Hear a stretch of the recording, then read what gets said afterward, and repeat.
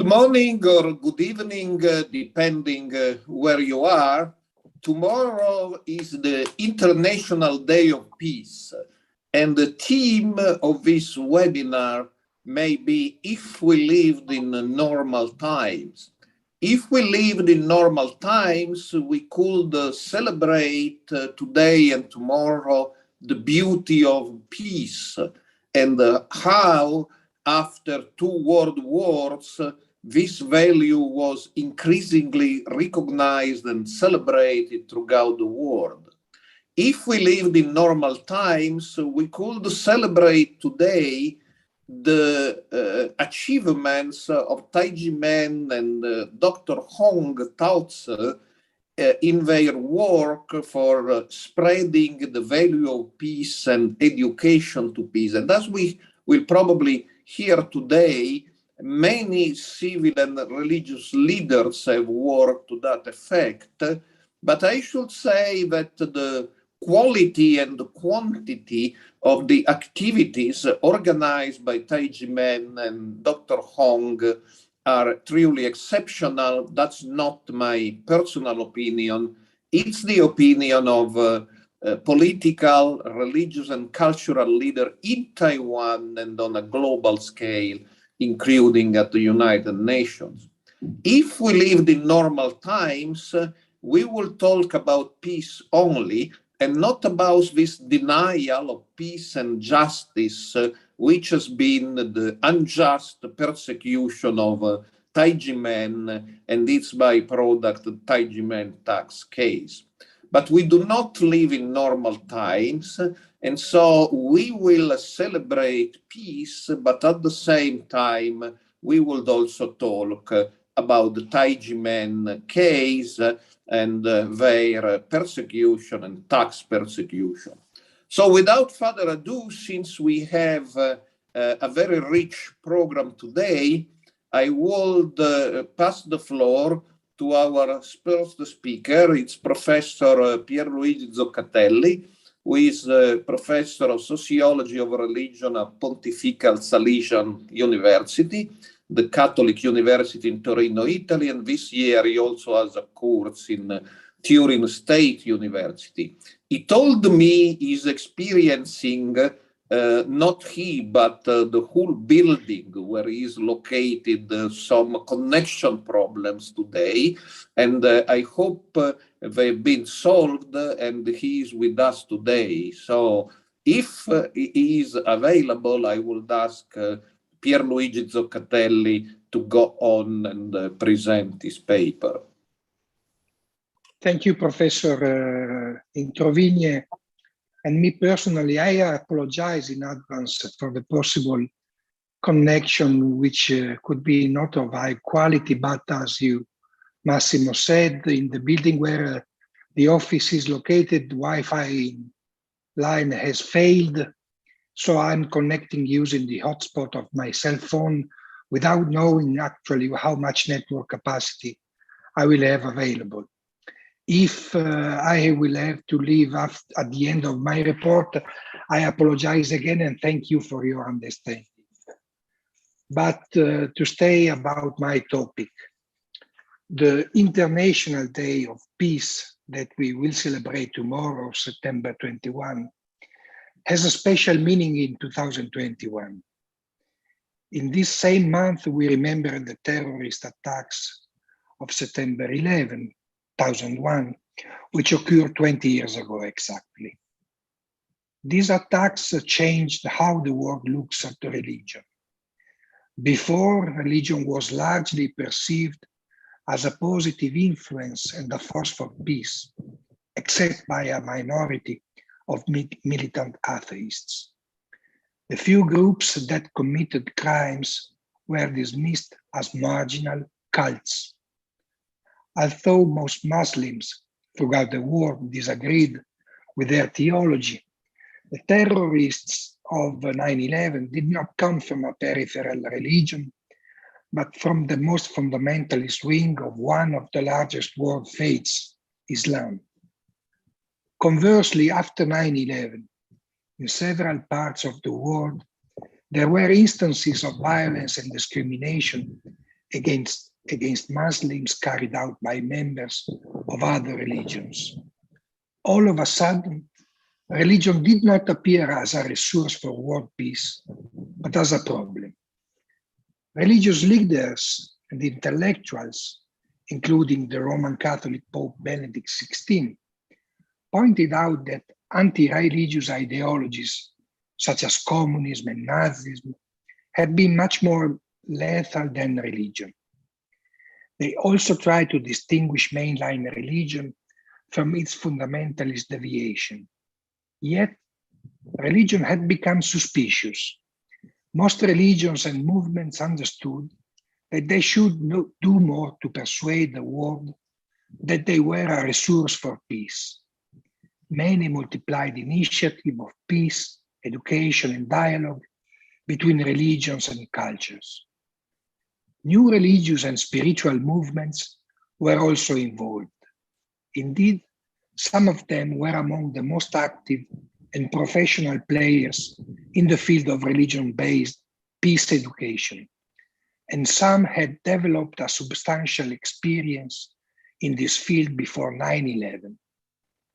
Several spiritual groups who became very visible through their initiatives for peace were based in East Asia, where both regional political tensions and the memory of the destructions of the atomic bombing in Japan had given to the quest for peace a special urgency.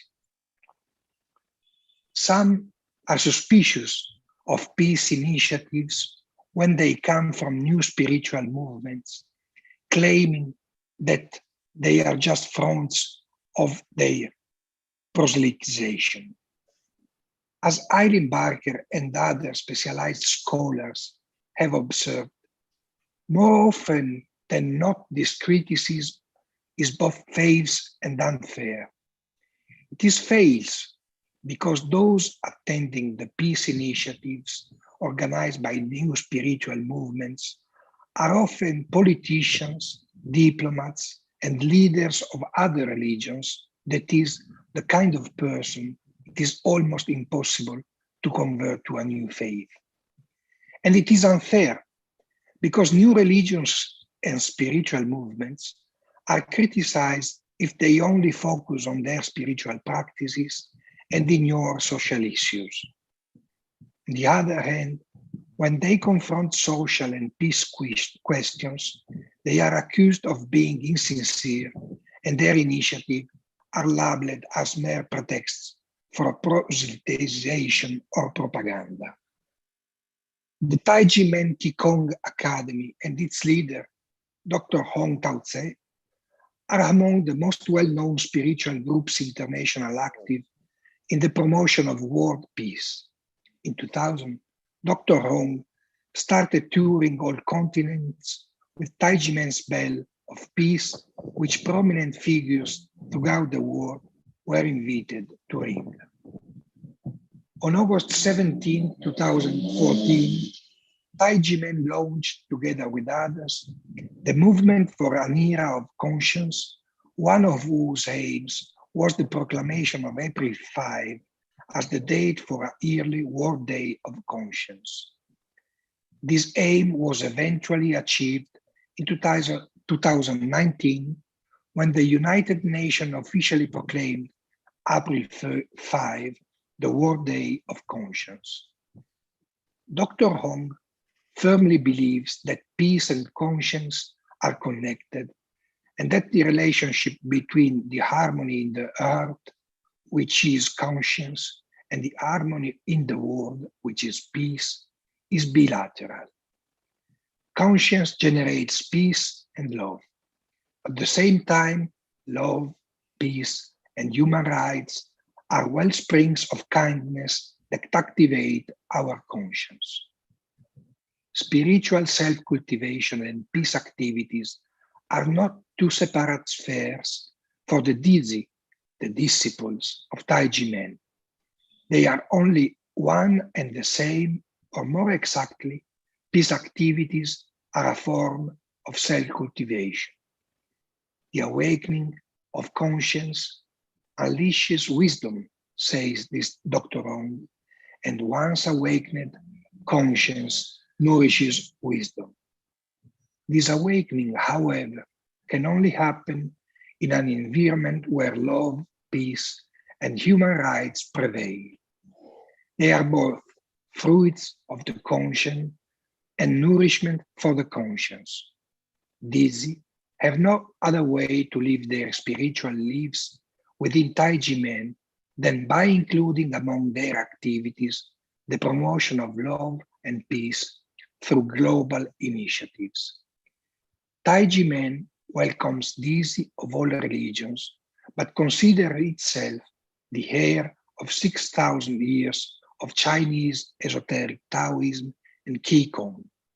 Again, this is not a claim the movement regards as separate from its peace activities. Harmony is a key principle of Chinese culture, and Dr. Zhong insists that in fact, by utilizing the philosophy of yin and yang, a millennia-old Chinese spirituality may offer a valid recipe for world peace and at the same time legitimately represents the most venerable Chinese cultural tradition. On the other hand, the appeal to conscience as a path to peace resonates across cultures and religions. One does not need to share or even know the esoteric Taoism of Tai Ji Men to accept its narrative about conscience and peace.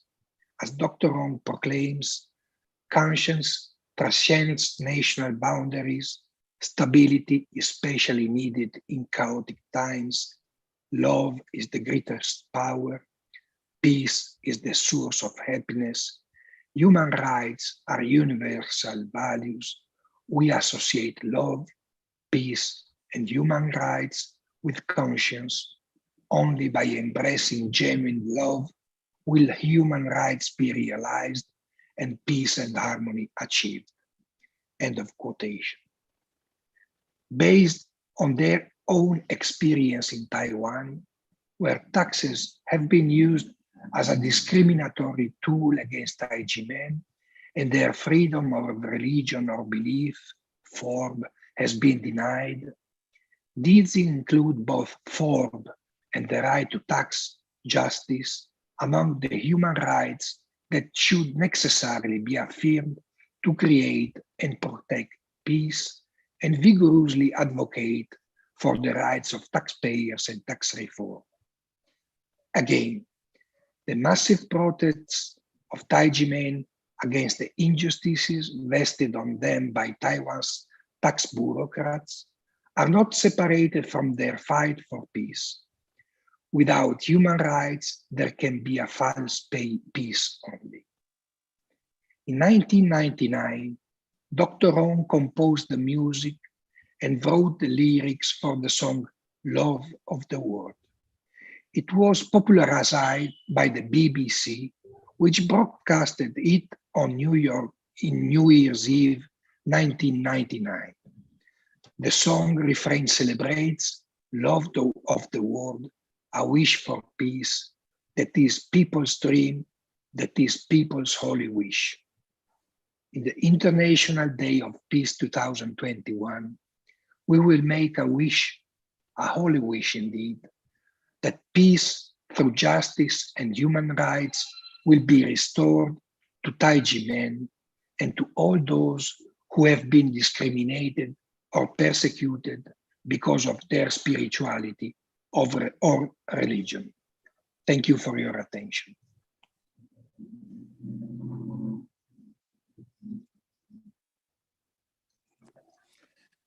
Thank you, and we will understand whether the provisional connection of Professor Zoccatelli will fail. That's the very reason we gave the floor to him first.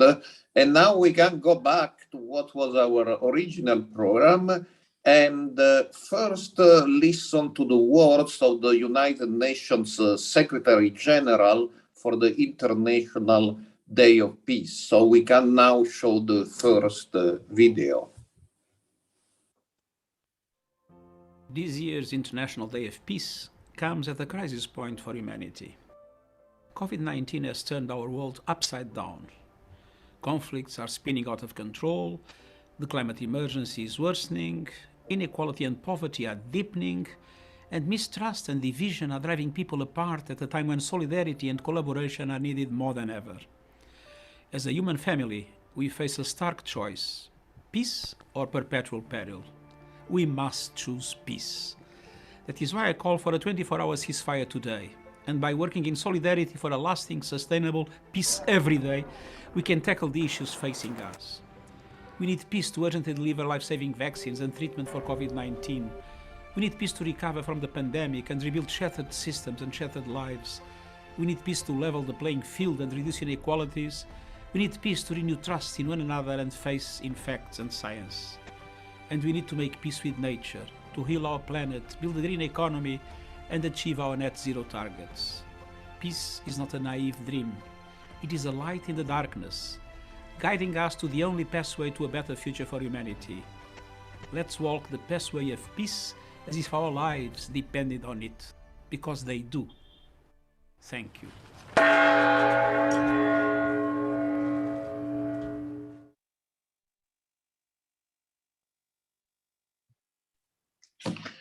So thank you for this video to our webmaster.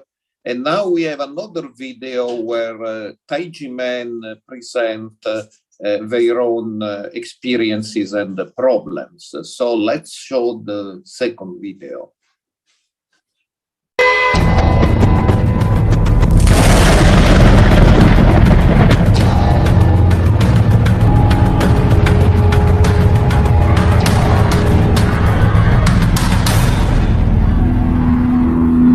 The auction process has been legally concluded.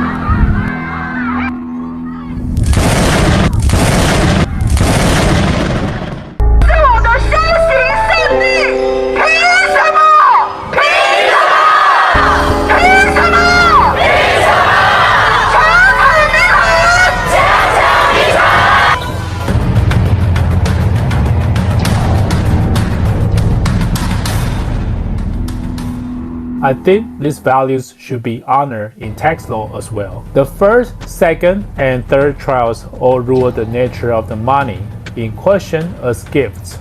Then it should not be a tax as tuition for a cram school. Because he thinks this is a respect for the master. It is a kind of gift, where the indictment is unacceptable. If the tax authority uses this indictment as the basis for taxation, I think it is questionable. Code doesn't come. The code doesn't come. The code doesn't come.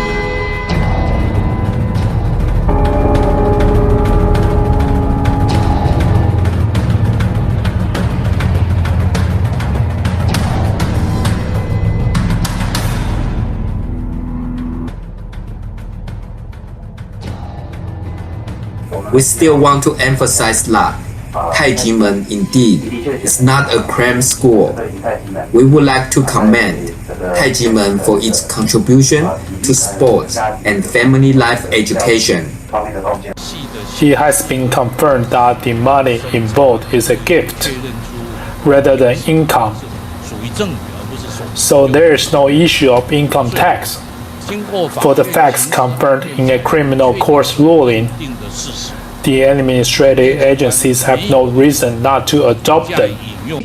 Where I indicated 7 points for rectification. With each, the National Taxation Bureau simply said, we made a mistake. In 2011, I told the Minister of Finance that this case should be closed.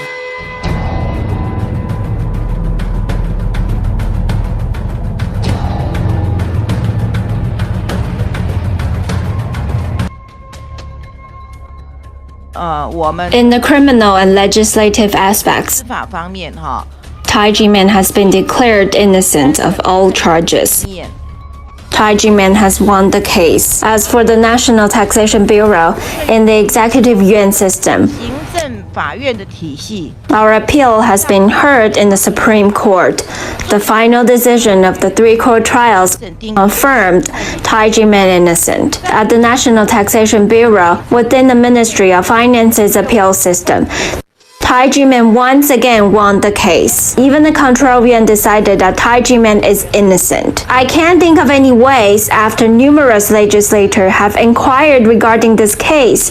I can't think of any other course of action in our country's legal system can be taken to solve the case. I really don't know what is going on. Is it how our country's legal system is designed? This case has been dragged for more than 10 years and is unable to be resolved. The administrative agencies have to take full responsibility, while the administrative agencies exercise administrative discretion. They have to ensure that people's human rights on taxation are protected, which is the most important spirit and objective. The judicial system has proved Tai Ji Men innocent. There's no way the investigation by the tax agencies is clearer than that by the judicial department. I know this issue has wasted too much time and resource. This is very serious, and it has shaken the 5 branches of government and the foundation of the nation. Calling on the Taxation Bureau to revoke its illegal tax bills. You just ignore them. Hey, you think you're above us? You ignore courts, the control yuan, and even the legislative yuan. You really think you're the boss? Here, and all the information and evidence is here. It's spread out all over the floor, and you clearly know that you are in the wrong. What you've said in the past is questionable, but you want to continue to make the same mistake? That's bad. We request that the Ministry of Finance conclude this case in 2 months. Exactly what to do, and what are you going to do? Don't delay anymore. Give the nature. This says so too. Let the NTB of the Central Area submit the report to the Ministry of Finance. Okay, we'll do as the Deputy Minister says. We'll send our official report to the Ministry of Finance. Revoke it? Okay, the Taxation Bureau of the Central Area will report to the Ministry of Finance.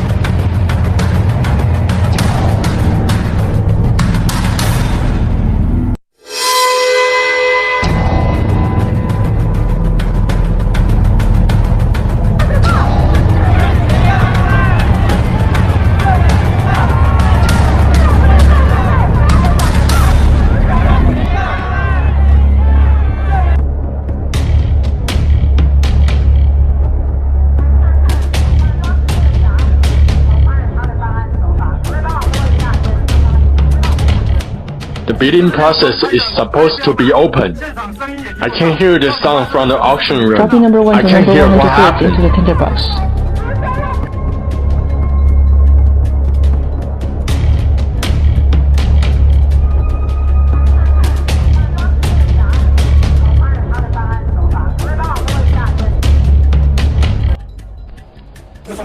Which one do you follow for the 1030 action?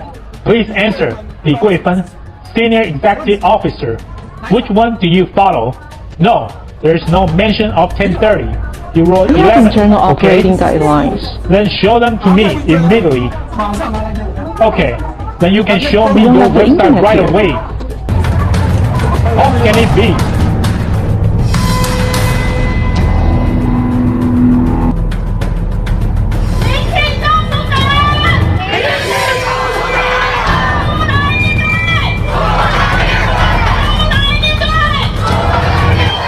Why should government officials follow their conscience?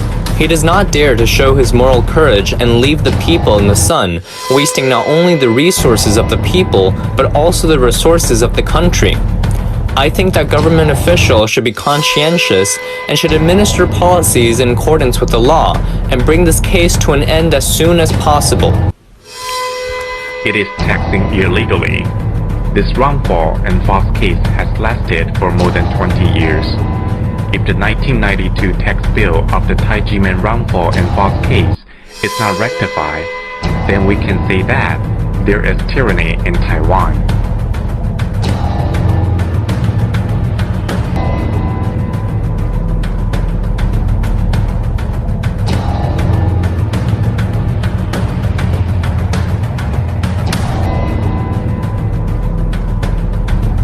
Thousands of people surround the auction site in Miaoli. Even if the iron gate was locked in front of it, the people still sat and wait to defend the land.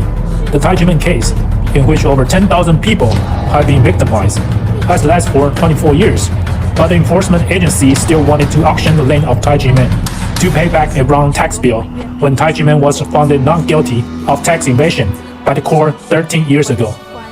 If a person on death row cannot be executed when he is later found innocent, then why did the 1992 tax bill issued by the Supreme Administrative Court get executed? Officials from the Ministry of Justice also said it was legal to carry out the enforcement. So is the Su Chan-ho case. It's legal. They could have executed the death penalty. Why didn't they execute it at the time? It's because there is a problem. Since it is a problematic judgment, the enforcement agency should not have executed it. So why did they execute it? Why? It's a question of bonuses. When the Tai Ji Men case was handled like this, will ordinary people encounter the same problem? Definitely. The administrative enforcement agency is not qualified. It is not objective and neutral, and it is not qualified to enforce the enforcement law. In order to frame people, it deceived the public and broke the law. The truth will finally be revealed. The state does not have the power to seize people's property, and the administrative system should not persecute people and their family. The entire auction is completely illegal, based on the Supreme Court's decision, the Supreme Administrative Court's decision, the investigation report of the Control Yuan, and the arguments put forward by various experts and scholars both at home and abroad. It is an unlawful judgment. But after the first unlawful auction, it is actually going on for the second time today. Now they are really going to execute it, and they have violated Article 129 of the criminal law for the crime of unlawful expropriation. We will file another lawsuit later.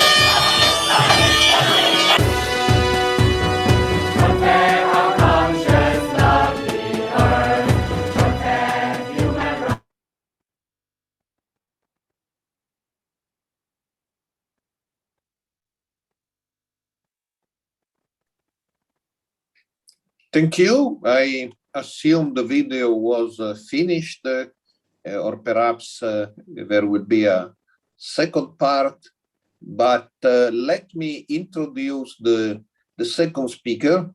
The second speaker comes from Brazil, and it's Dr. Francisco Tenorio. He is a well-known human rights lawyer from Rio de Janeiro, Brazil, and I met him in several cases where he was defending human rights and cases involving religious freedom. So he has been teaching courses in different universities, written books about religious liberty and human rights law in Brazil, and he is also a corresponding member of one of the main literary academies in Brazil.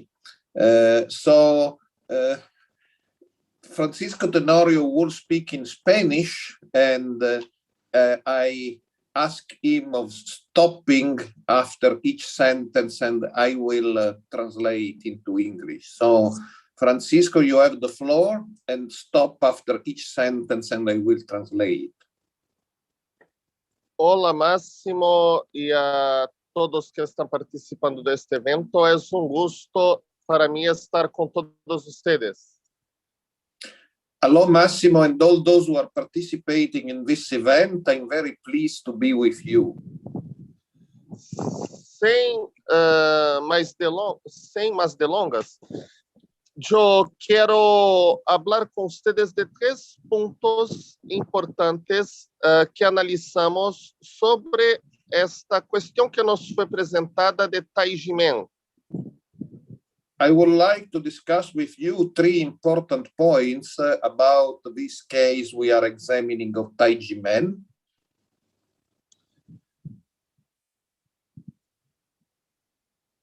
El primer punto que quiero abordar es el origen del Instituto de la Inmunidad Tributaria en el derecho tributario a título universal.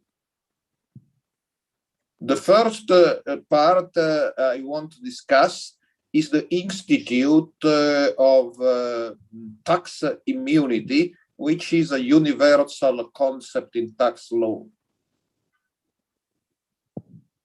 El origen de la inmunidad tributaria está asociado al origen de lo que conocimos hoy como el sistema de pago de pensiones moderno y también a la asistencia social por parte de instituciones espirituales. So the system of tax immunity is associated with the origin of the modern system of retreats and pensions, and also with the system of spiritual institutions and their legal recognition. Después que el Estado se tornó un Estado laico, el Estado moderno se tornó Estado laico, separado de las instituciones espirituales o religiosas, aún así había la necesidad de dar a las instituciones espirituales un beneficio de no pagar tributo, a pesar de que el Estado sea laico. Y los voy a explicar por qué. After modern state became secular, there was the problem of guaranteeing tax benefits to spiritual institutions, and that meant that spiritual institutions should not pay taxes, even if the state was secular. And let me explain why. En la Edad Media y el inicio de la Edad Moderna no existían los sistemas públicos de pagos de pensión. Entonces, las personas que no tenían más capacidad para laborar, para proveer su sustento, como las viudas, los huérfanos, los enfermos, los viejos, pasaron a ser mantenidos por fondos creados por la Iglesia de Inglaterra, y esto fue el embrión para la creación de un sistema de pensión por parte del Estado. In the Middle Ages and in the beginning of modern age, there was no pension or funds for retreatment, nor allowances for the widows or the orphans. And this system was managed by the churches, like in England by the Church of England. And that's the origin of our modern pension system, but it was managed by the churches. Y como las instituciones espirituales o instituciones religiosas hacían un papel de asistencia social a los más necesitados, haciendo una tarea que sería obligación del Estado, nada más justo que conceder un beneficio, o sea, la inmunidad tributaria, que no es dada por cuestiones de espiritualidad, sino porque las instituciones espirituales de alguna manera aportan la asistencia, la caridad, el beneficio a la gente del pueblo. Even later, spiritual institutions were active in several different charity forms and gave benefits to the citizens, benefits the state was not giving to them. So it was agreed that in compensation of these benefits and this work done by spiritual institutions, which went to the benefit of the citizen, the state would compensate the spiritual institutions by saying they should not, for their typical activities, pay taxes. E em la pesquisa que hicimos acá em Brasil, eu com minha equipe, mis companheiros de pesquisa, averiguamos que Tai Ji Men, como movimento espiritual, tem legitimidade para receber este benefício da imunidade tributária, pois tem labor social relevante em los hogares onde está presente. So when I learned about Tai Ji Men, I discussed the case with my team, and we all agree that as a universal principle, Tai Ji Men gives benefits to people. They do activities which are beneficial to the community in general, and so these activities should not be subject to taxes. O segundo ponto que quero abordar é uma situação que passa em Brasil e generou projeto de lei para cancelar de las instituições espirituais e religiosas o benefício da imunidade tributária.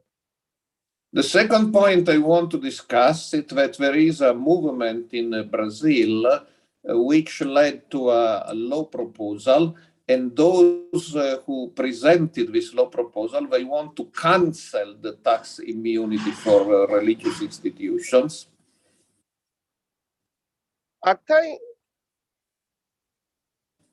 em Brasil, isto passou porque, infelizmente, há alguns líderes de instituições religiosas ou espirituais que sacam proveito indevido do benefício da imunidade dada às suas instituições.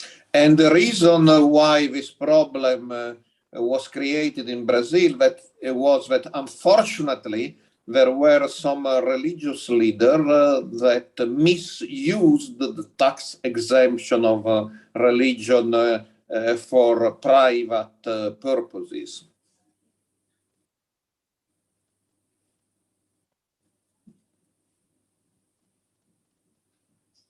Yes, you can go on.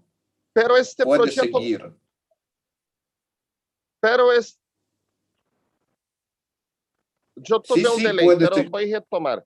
Pero este projeto no foi adelante, porque se chegou a consenso que não se pode imponer castigo a todas as instituições espirituais ou religiosas por causa da conduta de ou outro liderazgo que procede de maneira indevida.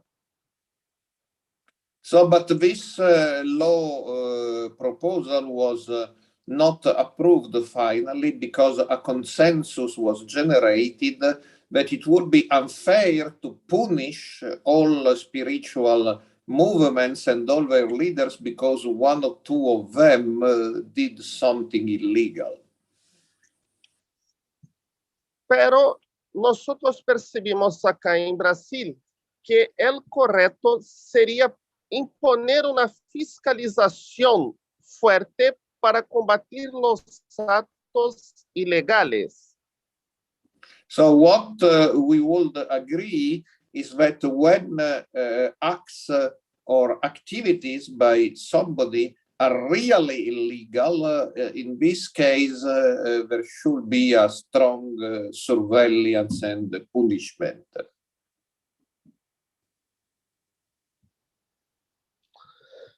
Todavia, em alguns casos, se ha utilizado o sistema de fiscalização do Estado não para combater atos ilegais de algumas instituições, pero como uma forma de persecução e repressão a instituições espirituais e religiosas que não aceitam unir-se ao grupo dominante em la política atual.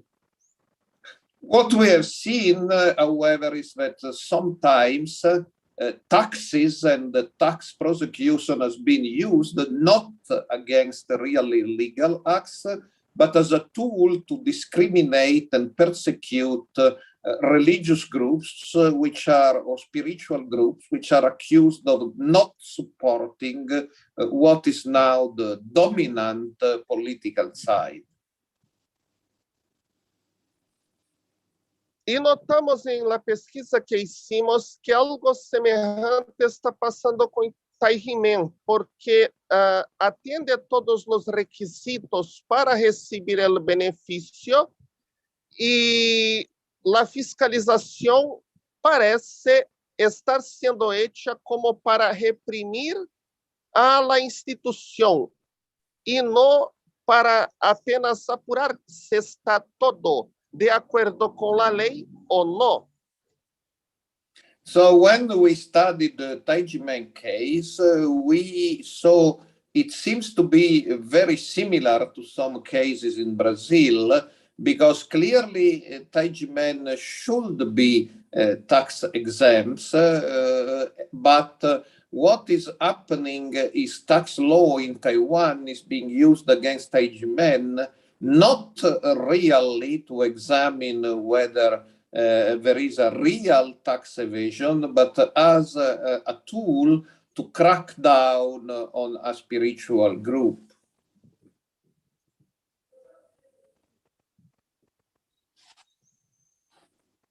Por fim, chegamos ao terceiro ponto que eu queria abordar com vocês.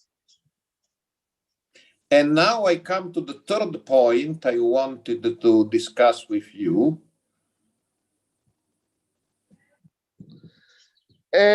Se trata de caso que passou em Brasil, de uma instituição que é conhecida como maçonaria e que foi aos tribunais porque o Estado le negou o benefício da imunidade tributária.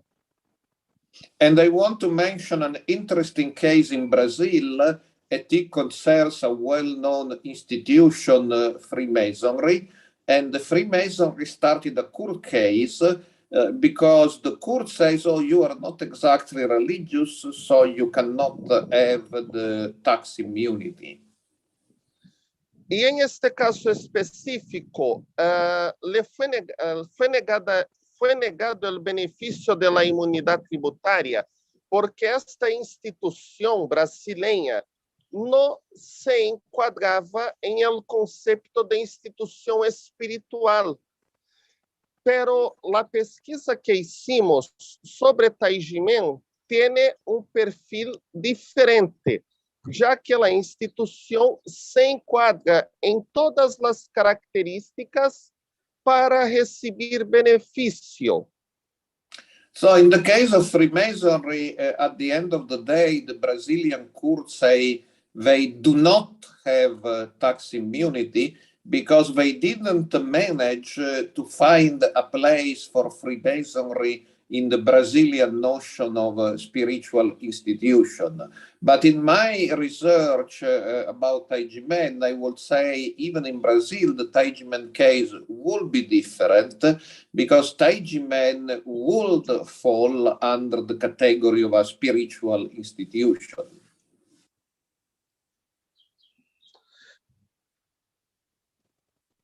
Pero lo que notamos é que eles... Sí, puede seguir. Hubo pequeno delay, vou repetir. Pero lo que notamos é que a instituição de Tai Ji Men, apesar de enquadrar-se em las características de uma instituição espiritual e apresentar-se como legítima para receber o benefício da imunidade tributária, nos parece que está sofrendo uma persecução estatal disfrazada de ato de fiscalização, por não estar delineada com o interesse de los grupos dominantes. So what I will conclude about Tai Ji Men is that Tai Ji Men is a spiritual institution which should be guaranteed tax immunity, and what is happening to Tai Ji Men is a form of violation of freedom of religion or belief disguised as tax bill, and that most probably happens because Tai Ji Men is disturbing or is regarded as not supporting some dominant political power.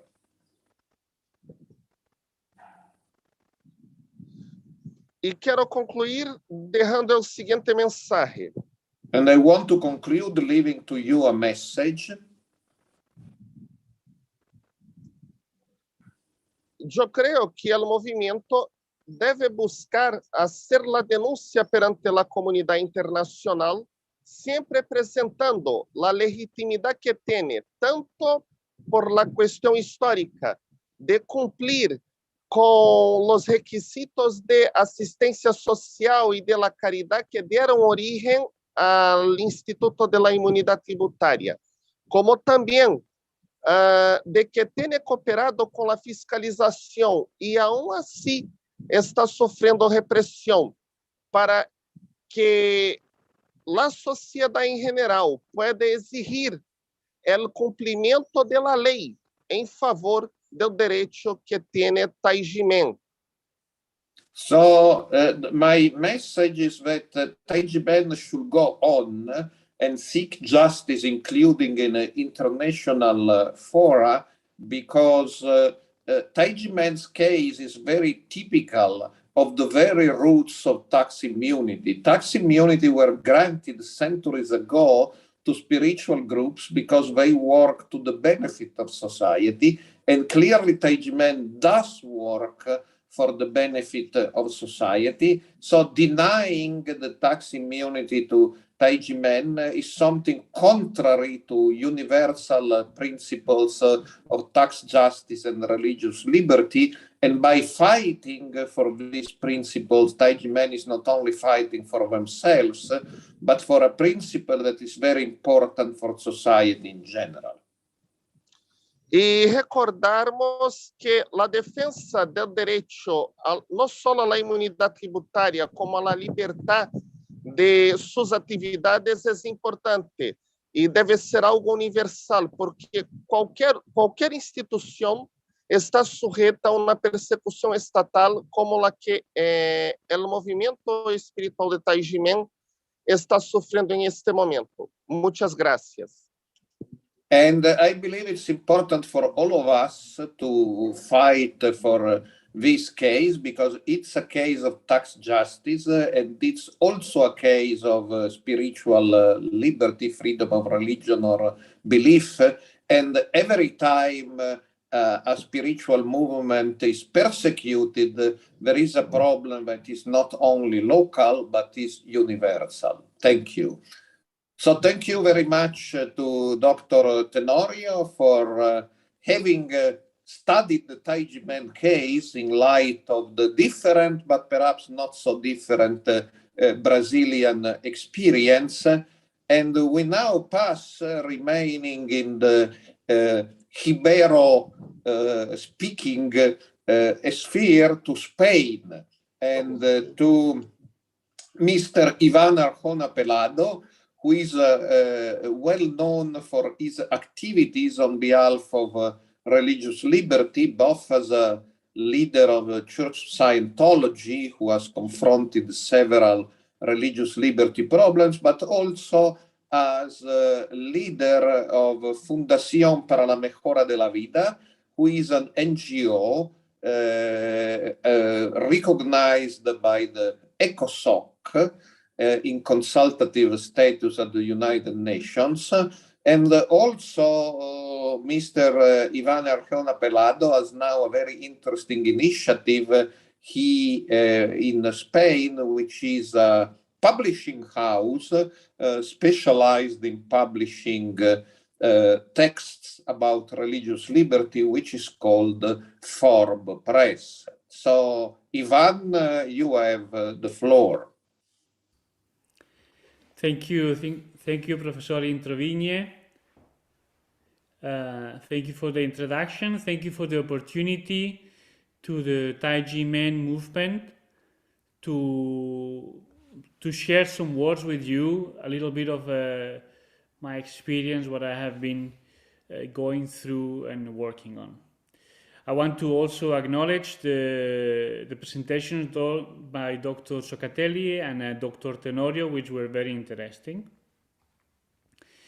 So I must start saying that it is very sad that in this 21st century, especially in this time where we are supposed to celebrate the International Day of Peace, there are still cases like the one of the Tai Ji Men and Dr. Zhong happening in Taiwan and in other places. Now, let me put you a question. Why nowadays citizens and civil society are still forced to defend themselves, spending lots of funds on attorneys, instead of being able to use them to fulfill their missions in improving society? Now, maybe all these funds, they could be used to enlighten people on tolerance, on human rights, on values, etc. But anyway, this is the society that all of us, through millennia, have constructed, or that we have allowed to be constructed. So I must say that it's also up to us to change it, to improve it, to perfect it. And I strongly believe that this type of activities, as the one of today, puts additional weight on the correct place of the balance towards justice and peace. Now, it is true that history seems to tell us that we live in a society where good endeavors, good intentions, and good ideas are often fought and discredited in a way or another by those on power. Now, here's another question. How much did the Roman Empire do to discredit Christianity? How much China, Germany, Hungary, and other countries do to discredit religion at large, and even more on those churches that are not married to the powers, those who don't go to bed with the powers? Just these two questions could take several webinars to properly answer, but I believe we all have in mind cases on governments who are suffering this disease. Now, here's another question. My speech goes about questions, because questions make people reflect. So, can a government discriminate or harass a movement? Or is it specific individuals who do this? So my understanding is that it is specific individuals. However, this transforms into government discrimination when these specific individuals have enough power in their positions to mobilize the whole government, the structure, the personnel, and all their vested interest. It is also a fact that often these people, we could call them viruses these days, infect others who would generally act according to moral and human rights standards, but who, influenced by the virus, act in a wrong way, giving in to the pressure or fear for their own survival. Now, this phenomenon, once I called it the will I lose my job syndrome, because people, maybe if they defend you because they feel it's right to defend you, they may lose their job. So that's why I coined this name, will I lose my job syndrome. And while I do not condone this syndrome, I can understand, as everyone seeks to survive in this pandemic of government suppression against certain spiritual and religious movements. Now we come to Europe, and we have had very devastating cases in the 30s, namely in Germany. We all know what we're speaking about. And despite of all the lessons learned by the German society, despite the enactment of the European Charter of Fundamental Rights, the enactment of the UN Universal Declaration on Human Rights, and many other declarations and bodies, German political authorities continued to behave, in some cases, or I would quote, or be infected by old phantoms or old viruses, in ways which resemble to the preparations to what happened in the 30s. Of course, and we have to be clear on this, current German society and its powers cannot be compared by far to those of the mentioned era.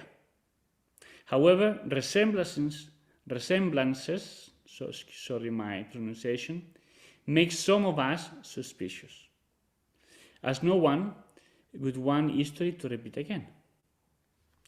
So, per what I have seen in previous seminars and papers from experts, Taiwan is also a country that today could use some help in regards to fully respecting the rights, specifically of the Tai Ji Men movement. In any event, whereas Europe has become a stronghold of human rights, or so we want to believe, certain cases show that there is still reminiscence of the old Europe, of the old virus, of the old phantoms. In Germany, for example, more than a handful of times, some local authorities have attempted to deregister the Church of Scientology, a new religious movement founded by L. Ron Hubbard, to make it go to the registry of business. Again, using tax law or using corporate law to repress on a religious or spiritual movement. So fortunately, these attempts have been unsuccessful because Germany possesses a very straight and strong judicial system and always confirmed that Scientologists are protected by Article 4 of the German Basic Law, their constitution, which is the one protecting religious freedom and freedom of thought, as it has happened in Taiwan with the courts saying that the Tai Ji Men were innocent of any of the charges that they were being accused of. However, it is very scary that those authorities, both the Taiwanese tax authority or the German authorities, as in the case that I explained before, they still try to do this even knowing that it is illegal. Such an attempt by the states, regardless of being addressed against Scientology, Christians, Tai Ji Men, Islam, or any other, would have two purposes, in my humble opinion. The first would be to load the church or the movement with taxes that government don't issue on other movements, and thus make their lives more difficult.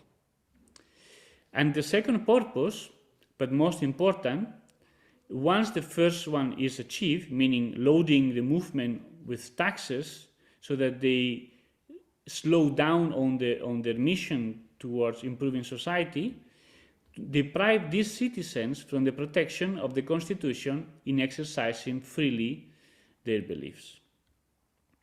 Fortunately for the government in Germany and the one in Taiwan, Scientology or the Tai Ji Men, Jehovah's Witnesses, they are all very peaceful movements.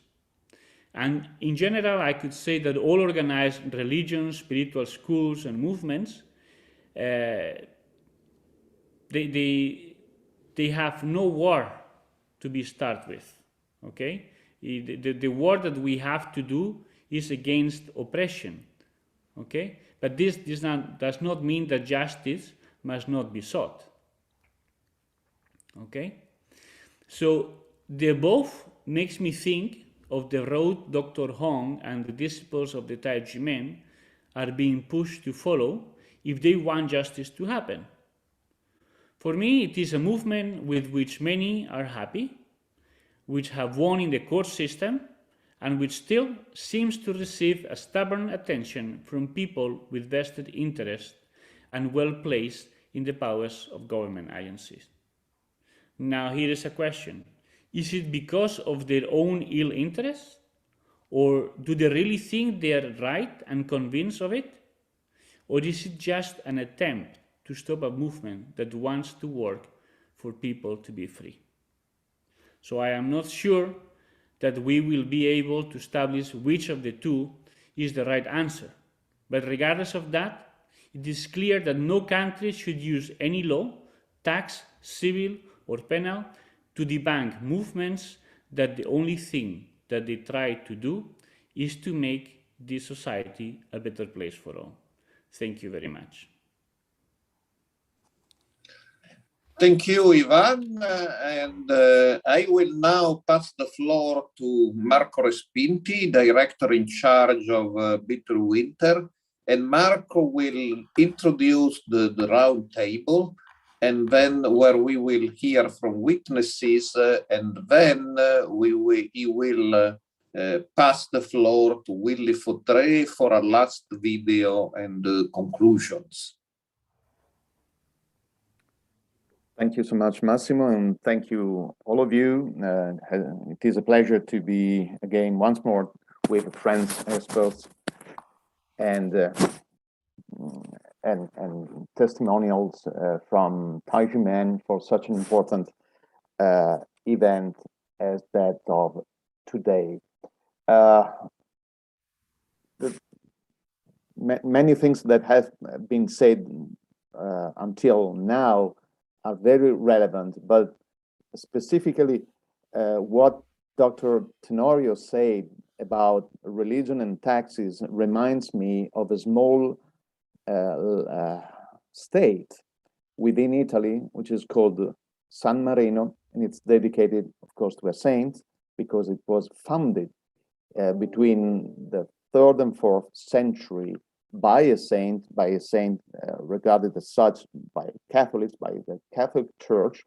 But what I want to underline is the religious dimension of such a state that was born exclusively out of a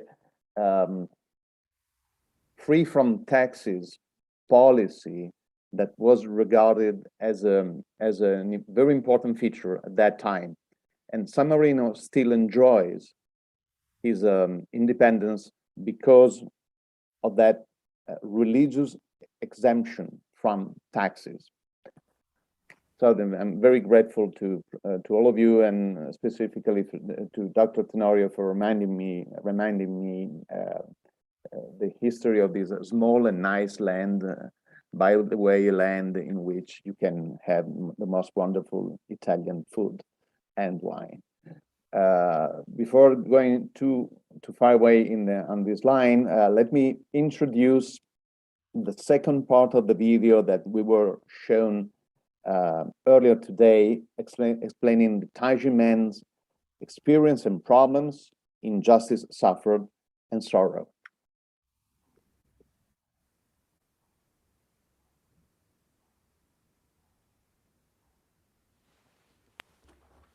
Hello everyone, I'm Hu Zhongxin, TV broadcast host and commentator. First of all, I would like to emphasize the issue of justice. I believe you recall that 3 or 4 years ago in Catagalan Boulevard, I cited for the first time the greatest example of self-reform of a tax collector in human history.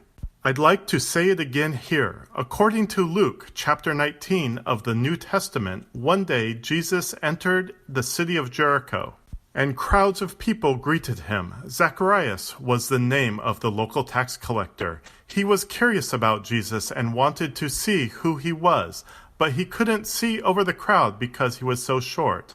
As a result, he dashed ahead and climbed a sycamore. I guess this was the wrong video. Some technical problems, maybe.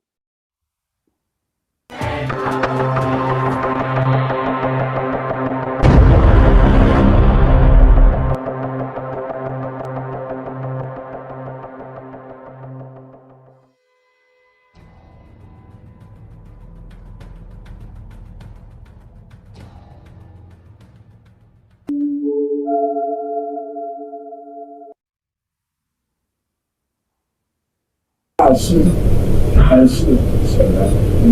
你怎么谈事无受？对不对？他当时通知我说办这案子的时候，我去看，我说让你做好吧。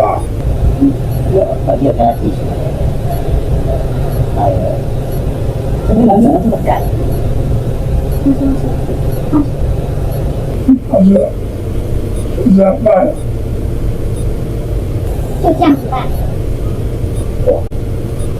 所以说，那时候人家找我的时候，人家讲这案子有问题。对。没有人要听啊。没有人要听的。所以那时候您说就这样办，是调处的人跟你讲的，然后里面资料人是说有问题，结果他也。后来有人找我，我跟他讲，是没问题，我们是办顺约。你原来我们怎么看吧？但是没让你不要讲，我说就是告诉你，我当时去看，我说你们怎么算的？他拿给我看，你从哪里来的？你是不是？我说这样不能算吧？然后他就说，他说啊，这不谈，不谈。然后你要怎么样？他说我们是这样的。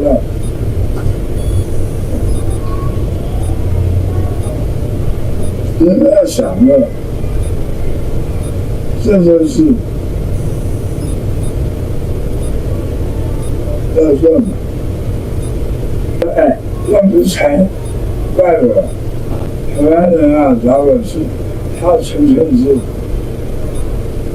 打混。打混？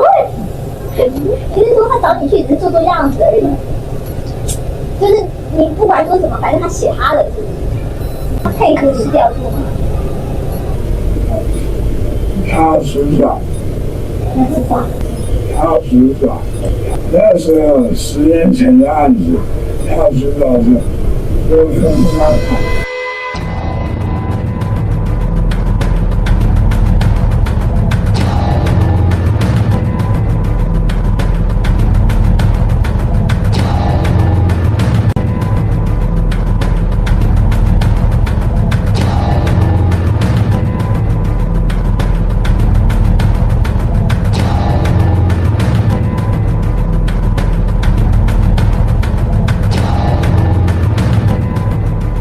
Regarding the Tai Ji Men case, it was taxed from 1991 to 1996. It was strange. How could this happen? So you see, a search was conducted on December 19th, 1996. He said that there was tax evasion. The income tax in 1996 cannot be audited until April 1997. They had not yet filed their taxes. How could you investigate tax evasion? How do you know that they will file their tax return? Therefore, the tax years involved in the case clearly show that this violated the tax law. Those who study the law know that you cannot prosecute or convict a person without getting a cash flow data. During the search on December 19th, 1996, 2 bank statements show the balance of $22,000. However, the next day, a newspaper published that the master of Tai Ji Men had 11 million income from fraudulent acts and cram school tuition. You can't make such an inference even when you are writing a novel. How did they come up with the number? 22,000 times 5,000 is exactly 11 million. Probably that was how they got the number. The so-called evidence obtained after the search can be proved to be false because you already set the amount. The transcripts and testimony, when were they done? Definitely after December 20. Know how much tax you have evaded the minute I am assigned the case when auditing taxes? Then I will produce evidence to support my guess. It is illegal taxation. It is not taxed according to the law. That is really the so-called false taxation. 22,000 was blown up to be 11 million. Then this is all imagined. If they can impose taxes on people without evidence, then do we still need tax agencies? You can collect whatever tax you want if you find more prosecutors like him. It's that simple. It's very clear in the Tai Ji Men tax case that the tax officers and taxation bureau imposed illegal taxes. Whether the tax laws applied or the tax demand are not justified. Imposing taxes based on imaginary data is absolutely against the principle of taxes should be imposed according to the law. No other nations that implement income taxes have this kind of practice.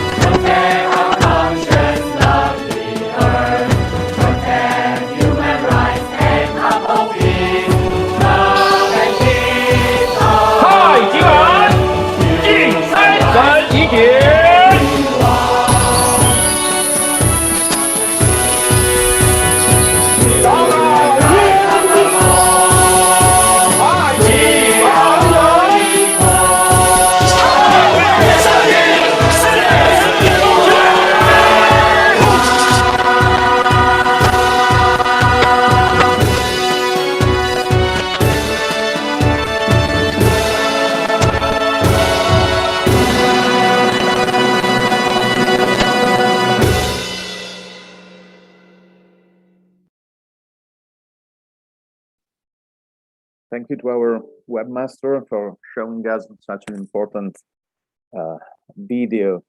We now begin the second session of today's webinar on the eve of the International Day of Peace in 2021.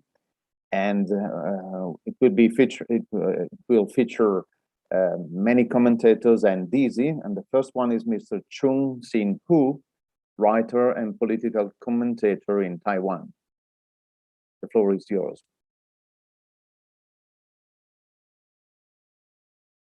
Hello, everyone. I'm Hui-Ting, TV broadcast host and commentator. First of all, I would like to emphasize the issue of justice. I believe you recall that 3 or 4 years ago in Katagalan Boulevard, I cited for the first time the greatest example of self-reform of a tax collector in human history. I'd like to say it again here. According to Luke chapter 19 of the New Testament, one day Jesus entered the city of Jericho, and crowds of people greeted him. Zacharias was the name of the local tax collector. He was curious about Jesus and wanted to see who he was, but he couldn't see over the crowd because he was so short.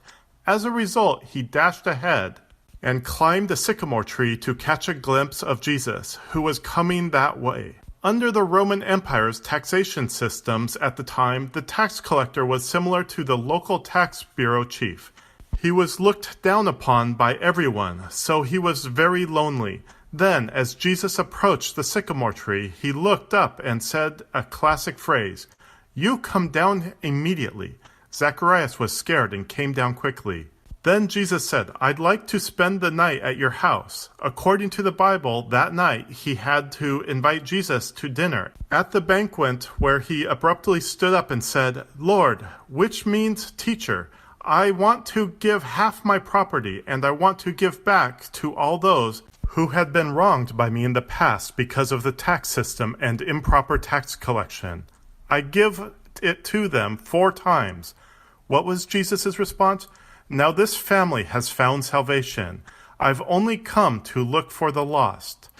This story is very short, comparable to a short story, but it is beautiful, strong, and very powerful. What I mean is that in today's Taiwanese tax reform, you can rely on other disciplines, mass movements, pressure groups, and legal professionals to speak out.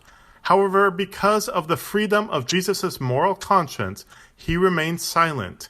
He simply used examples and persuasion, and then Zacharias expressed his own position. I hope all Taiwanese taxpayers have the freedom of moral conscience. This was stated by the philosopher Martin Luther. He stated that it is known as the freedom of moral conscience for Christians. I believe you are not a Christian, but as long as you are a human being, you have moral conscience freedom. This is something I want to emphasize. So what is transitional justice? What is redress? Its purpose is to straighten out wronged people or things. So transitional justice is a kind of creative transformation that completely corrects past mistakes and puts it back on track. I believe that everyone in this forum hopes and respects the National Taxation Bureau because these people are also national civil servants. But I also ask you discuss issues and use your moral conscience when dealing with various taxes, rather than asking, how much bonus will I get?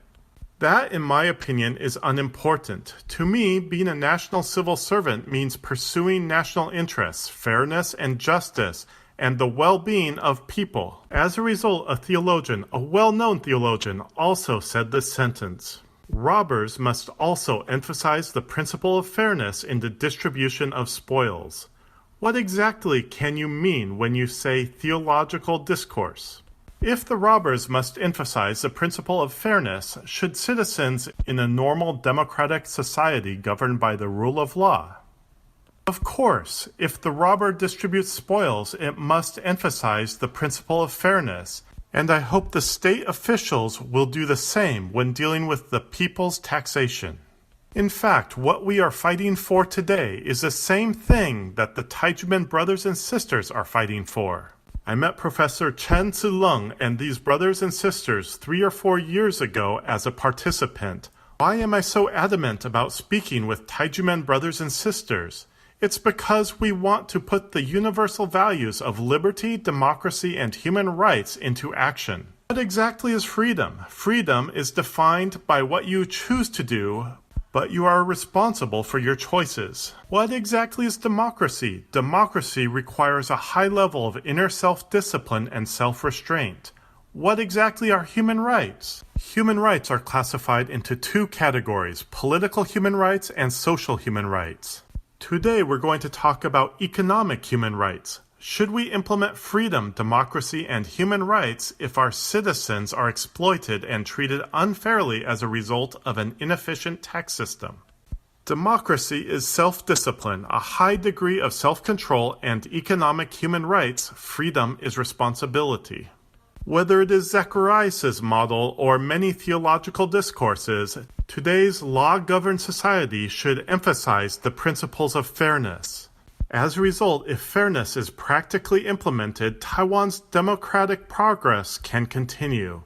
Today, Taiwan is fair in all aspects, but we can see the unfairness in this epidemic, can't we?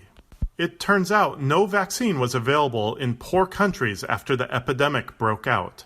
This is the issue of the North-South divide between North and the South. The issue of rich and poor people exists all over the world. The same is true in Taiwan.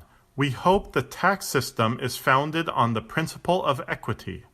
Indeed, following Professor Chen Zhilong's and the many scholars' enlightenment, we discovered that many of Taiwan's current tax systems are like CESNUR under the martial law system. As a result, if the CESNUR still exists, it will occur from time to time, necessitating cecil surgery. I have twice written to President Tsai Ing-wen through friends requesting that the Tai Ji Men case be resolved. It had been conveyed, according to the person who delivered it to me. President Tsai, while you must manage every situation on a daily basis, I hope you can reconsider the redress of the Tai Ji Men case in the midst of the serious epidemic. The President may state that the individual case will not be addressed, but Tai Ji Men is a significant and exemplary case. It is similar to this in the Superior can deal with the vaccine as quickly as possible. If President Tsai can quickly and efficiently resolve the tax system, I believe the Tai Ji Men case, the 1219 incident itself, is a very important model in and of itself. As a media person, political commentator, and host, I stood with the brothers and sisters from Tai Ji Men on the 14th anniversary of their rehabilitation. According to the story of Zacharias, righteousness exalts the nation and sin is the people's shame. Many of our tax collectors, I believe, have heard the story of Zacharias. We are not expecting you to say that you have donated half your property. We do not expect you to refund 4 times what you have done in the past. But we will live fairly, as is our sincere wish. What motivates us to do so? If it is done and the people see it, it is what Jesus means when he says, "Salvation has come to this family. I am here to find the lost." Jesus declares, I believe that entering public institutions and tax institutions as public servants requires passing a very difficult national examination. Are you pleased to be able to exercise your moral conscience now that you've entered the system? The principles of liberty, democracy, and human rights are universal. I have continued to stand with the brothers and sisters of Tai Ji Men for 4 or 5 years, and I thank you all. I am willing to work hard with you until the day the rehabilitation arrives. Finally, before I conclude my review, I'd like to reintroduce one of my best friends. He brought me a gift from abroad. Because I'm a reviewer, he stated that the best way to inspire reviewers is to defend justice.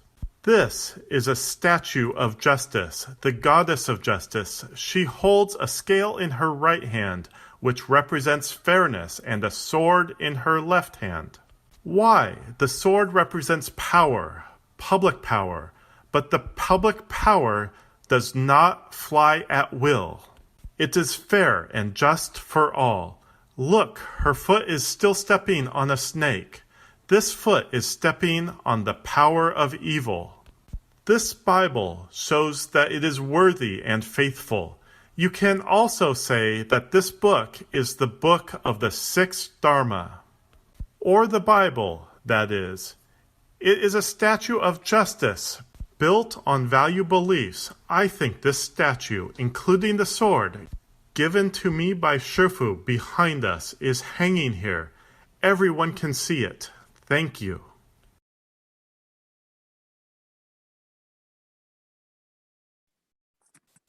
Thank you, Mr. Chang-Chi-Hu, for your laser beam logic and passionate appeal. We now move to our second testimonial, Professor Chi Wang Wu, professor and chairperson in the Department of Law in Fujian University, Taiwan. The floor is yours. The most impressive thing about the Tai Ji Men case is that 1 year was determined to be transactions for tuition money while others were determined to be gifts. This has made people wondered. Why is the nature of the moon different on the 1st and the 15th day? Could it be possible that an inheritance or a tradition, whether it is about martial arts or self-cultivation, or a religious organization, will change its nature in time?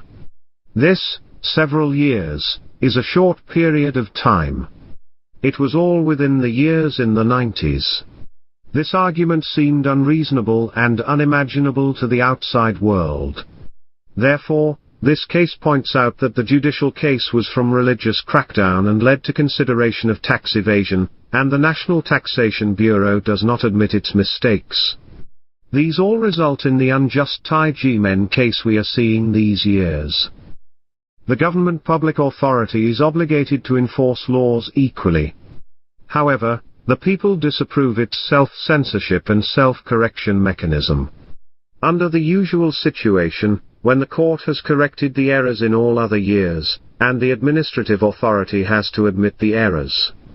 It is just because the court did not correct the errors in that specific year, so the Internal Revenue Service insisted on not wanting to make changes even if the Internal Revenue Service doesn't hold substantive justification. I can't see how that year is different from any other year. What's more, in the 100th year of the Republic of China, we revisited and inspected the case again.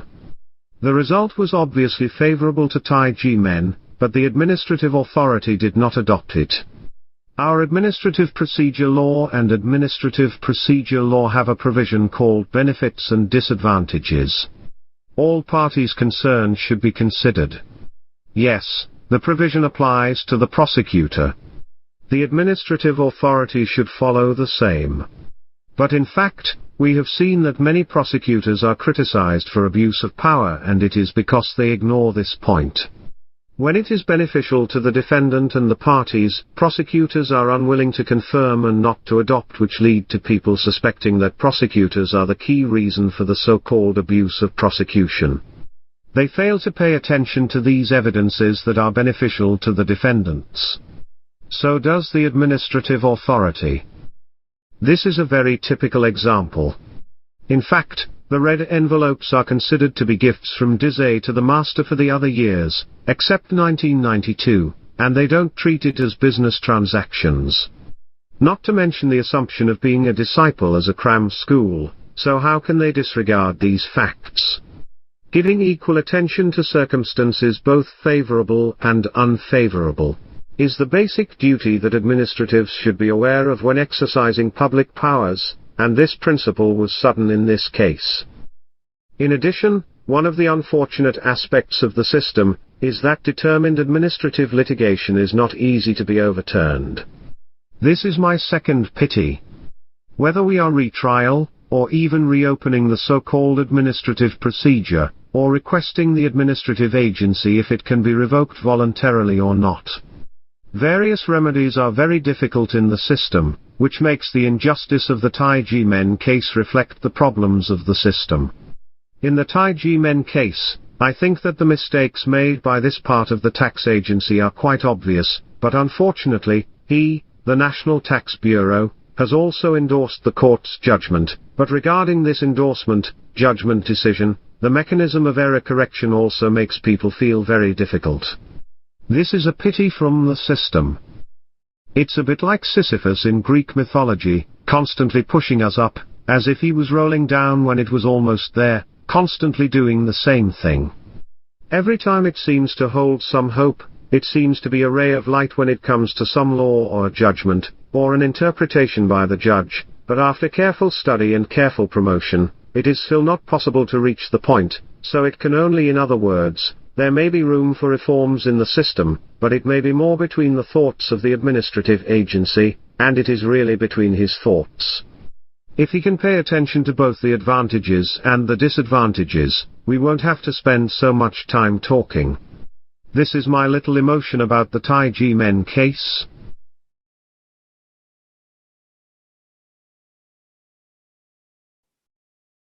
Thank you, Professor, for another very clear contribution to the injustice, basic injustice of the Tai Ji Men case in Taiwan. We now move to the third testimonial. She's Dr. Jennifer Zhong, Doctor of Business Administration in the United States of America, and she's a Tai Ji Men Dizi. Dr. Zhong, the floor is yours. Thank you, Marco. This is Jennifer. I live in California, USA now. I joined the Tai Ji Men family nearly 27 years ago. Till this day, I still remember the day I was invited to join Tai Ji Men. They told me that Qigong is the mind body exercise program for good health. So I joined them. Why? Because I was a sickly child and had a long-term physical discomfort. And I knew that I was unhappy. Qigong improves my circulation, boosts my immunity, and normalizes my metabolism. More importantly, I learned that the source of happiness comes from within and seeing the world with an open mind. For the past 50 years, the mission of Tai Ji Men Qigong Academy has been to spread love and peace around the world. Tai Ji Men has held cultural exchanges in 101 countries on 5 continents and in more than 300 cities. Tai Ji Men has hosted 3,000 cultural exchanges for the sole purpose to spread its message of peace and love and to promote a culture of conscience, as well as sharing the beauty of the ancient Tai Ji Men culture. Over the years, I have had the opportunity to occasionally travel with Dr. Zhong. I don't speak German, French, Spanish, or other language of South Pacific, but I was able to overcome language barriers and express my love with smile and kindness. And I believe that the most direct human-to-human interaction is through heart-to-heart exchange. 9 years ago, we immigrated to Silicon Valley, California. Adapting to the competitive environment and the new culture was not easy, to say the least. I could not get rid of my feelings of loss and anxiety by embracing my new life and becoming an American shopper. But whenever I felt depressed, I thought back to the trips I had taken to spread love and peace. When I filled my heart with positive energy, all negative thoughts disappeared. In particular, I remember the words of Dr. Zhong. The most inspirational words were, people want to own everything, but in fact, they have nothing. When you let go, you might not own anything, but what you will have is heaven and earth. Whenever I am very stubborn and cannot let go, these words encourage me to think about what is important, to meditate, and to relax. This once again demonstrates the importance of Tai Ji Men accents and show the beneficial impact on others. I was lucky to have the opportunity to practice Qigong at the Tai Ji Men in Hsinchu, Taiwan, and continued practicing Tai Ji Men in San Jose when I moved to California.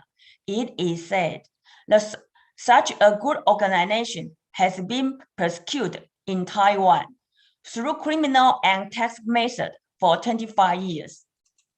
Beginning in 1996, prosecutor Quandan Ho started to investigate Tai Ji Men in the nature of a religious crackdown, but there was no evidence of independent investigation of these charges.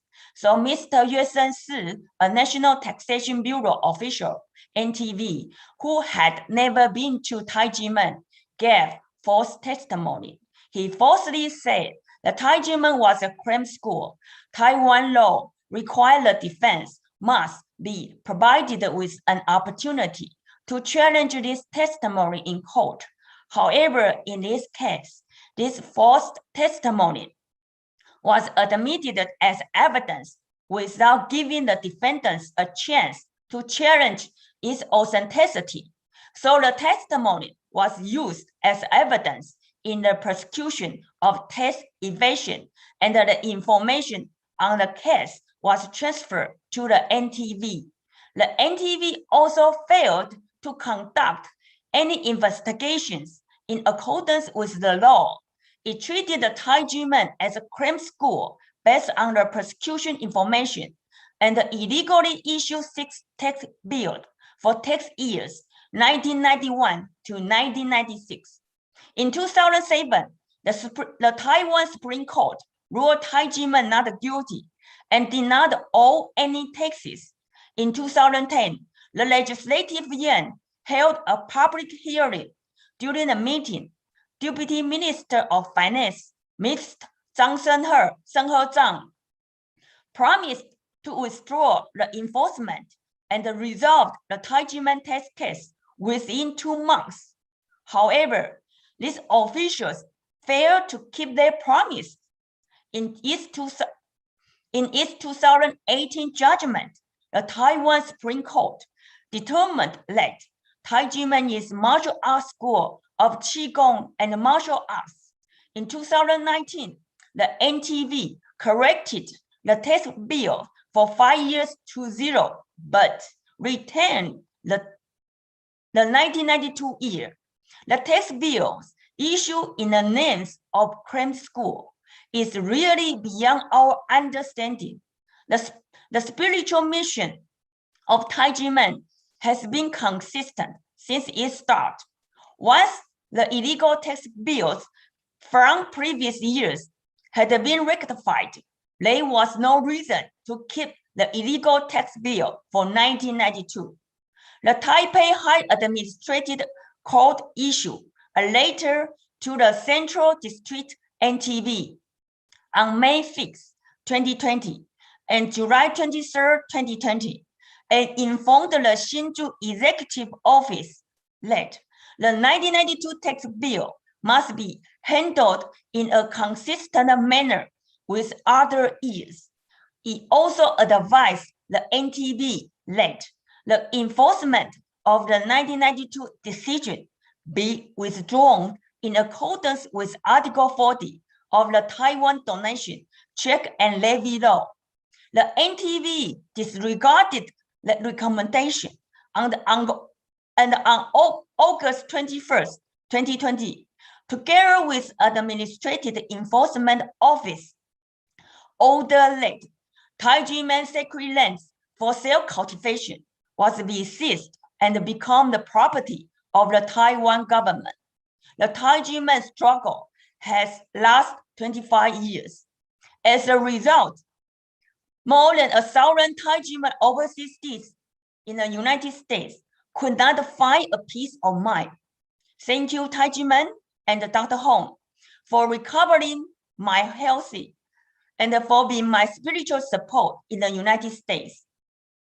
I am willing to do my best to restore the reputation of Tai Ji Men and ask the Taiwan government to return the Tai Ji Men sacred land for self-cultivation.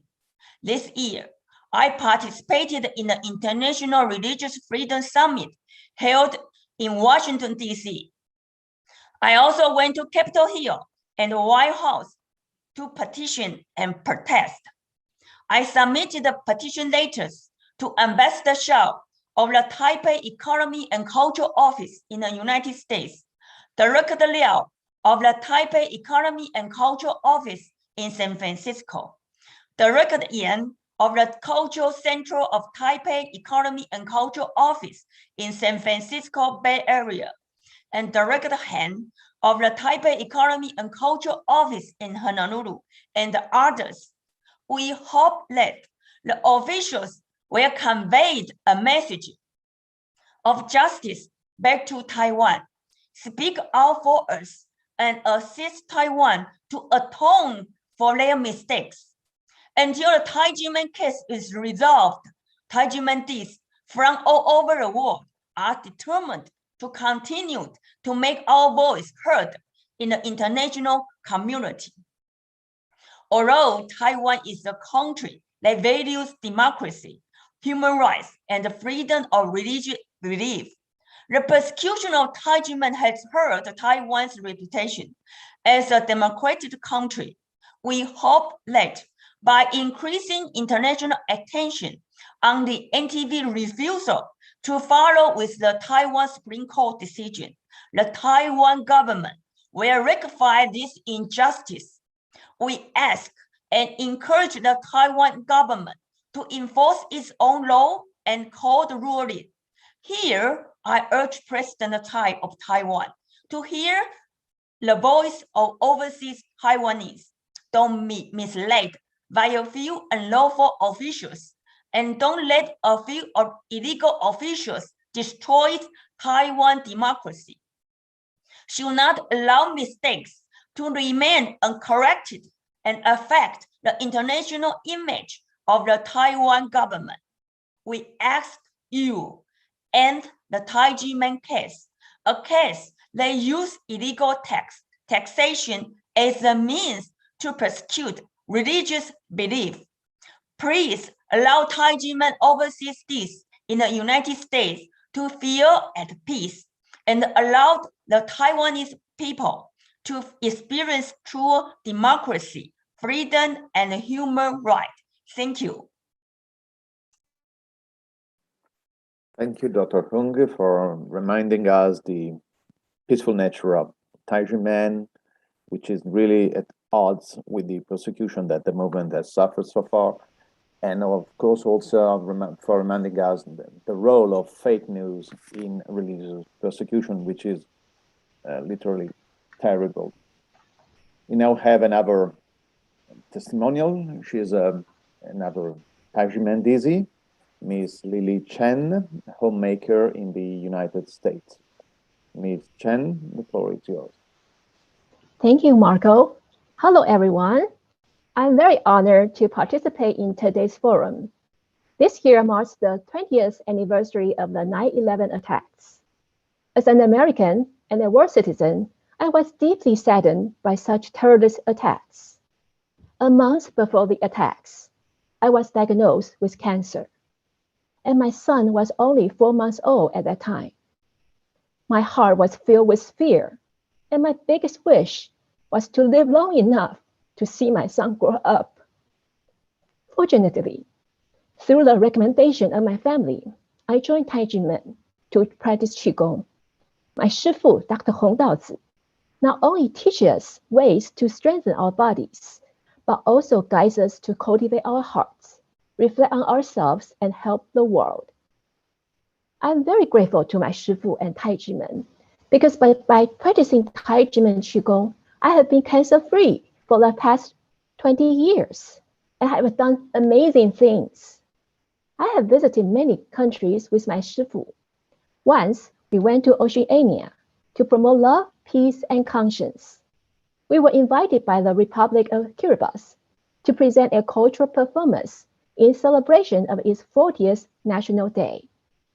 Mr. Danis Mamal, the president of Kiribati, had a meeting with Shifu. President Mamal congratulated and praised Shifu for receiving the 2019 Burma Global Peace Award. We were also invited to state banquets. On 2 occasions, I followed Shifu to Austria, and Ambassador Bucheri of the Kingdom of Bahrain to the United Nations in Vienna praised Shifu's efforts to promote a culture of conscience. Additionally, I feel very fortunate that following Shifu's leadership, my son and I, together with other Tai Ji Men members, had the privilege to participate in meetings with ambassadors and representatives of various permanent missions to the UN to discuss a draft resolution. In July 2019, when I learned that the United Nations had adopted the draft resolution submitted by the Kingdom of Bahrain, entitled Promoting the Culture of Peace with Love and Conscience, declaring April 5th as the International Day of Conscience, I was so happy because through our hard work and the collective efforts of various permanent missions to the UN, this significant day in human history was created. Since then, we have been conducting various activities every month to promote the International Day of Conscience in order to awaken global citizens' conscience. On September 11 this year, a group of Tai Ji Men brothers and sisters and I gathered in New York. We sang peaceful songs in various locations, such as in front of the United Nations building, Times Square, and Ground Zero, to sincerely send our best wishes to the victims of the 9/11, to New York, to the United States, and to the whole world, hoping that everyone's conscience will be awakened, that people will use peaceful means to resolve disputes, and that there will be no more wars. 20 years ago, on September 11th, Shifu and a group of Tai Ji Men brothers and sisters were in New York. With one heart, they overcame many obstacles and successfully invited guests to attend the ceremony of ringing the bell of world peace and love. And the peaceful sound of the bell resonated to calm people's hearts and send blessings for all. While everyone wanted to flee New York and the United States, my Shifu, Shifu's wife, and brothers and sisters, as martial artists, flew to Honolulu as promised, and they hosted the ceremony of ringing the bell of world peace and love and pray for Hawaii, the US, and the world. The then mayor of Honolulu, Mr. Jeremy Harris, thanked Shifu and Tai Ji Men brothers and sisters for their outstanding contributions to cultural exchange and social harmony around the world. And he proclaimed September 16, 2001 as Tai Ji Men Qigong Academy and Dr. Hong Daozi's Day. This year, a group of Tai Ji Men brothers and sisters and I visited Honolulu again to celebrate the 20th anniversary of the Tai Ji Men Qigong Academy and Dr. Hong Daozi's Day, continuing Shifu's love for the world. We spread the idea of love and peace through singing, dancing, martial arts, cultural presentations, at various famous locations in Honolulu, and we got very positive feedback. Over the years, Tai Ji Men has self-funded trips to 101 countries to spread love, peace, and conscience. We were invited to present cultural performances during the Sydney 2000 Olympic Games and the opening ceremony of the 2017 Taipei Universiade. The incumbent president and 3 former presidents of Taiwan, 6 vice presidents, and other leaders from different walks of life and different countries have highly praised Tai Ji Men for promoting love, peace throughout the world through cultural exchange. It's unimaginable that such a good organization like Tai Ji Men has been persecuted for 25 years in Taiwan through both criminal and taxation measures.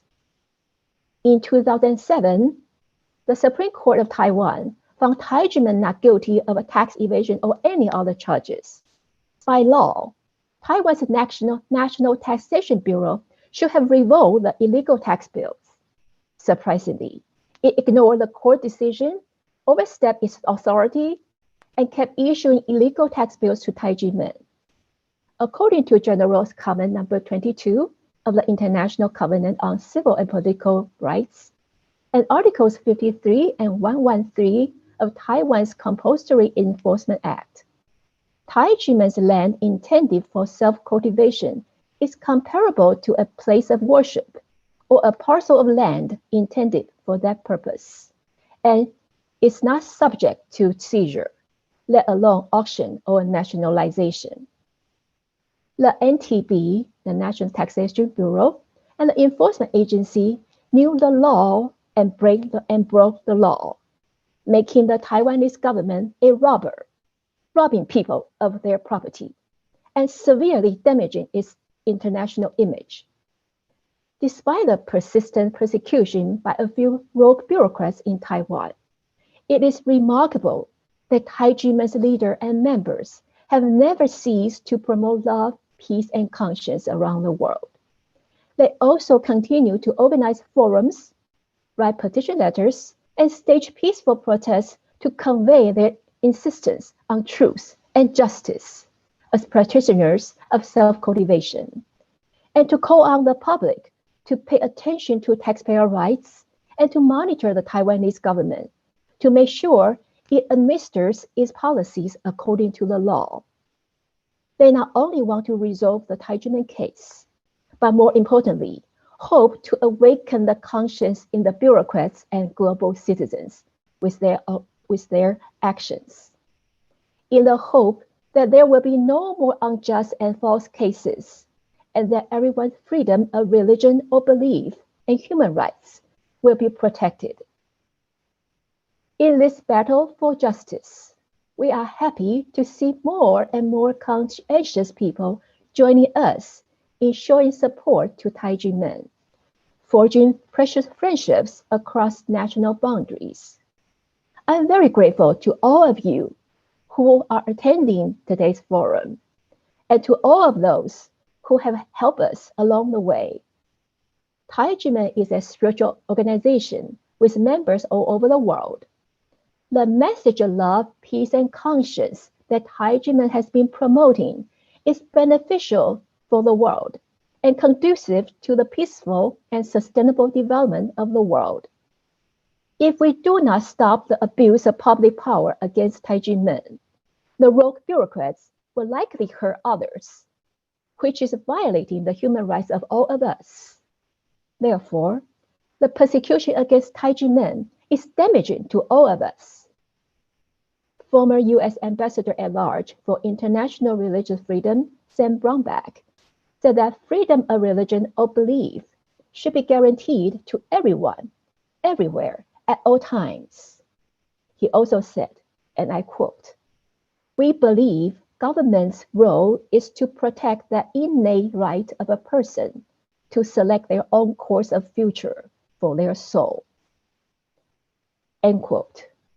As a U.S. citizen and a world citizen, I call on other international friends to join me in urging the Taiwanese government to immediately revoke the Tai Ji Men case, to resolve the Tai Ji Men case, to revoke the illegal tax bill, to return to Tai Ji Men its sacred land, and to protect religious freedom and human rights.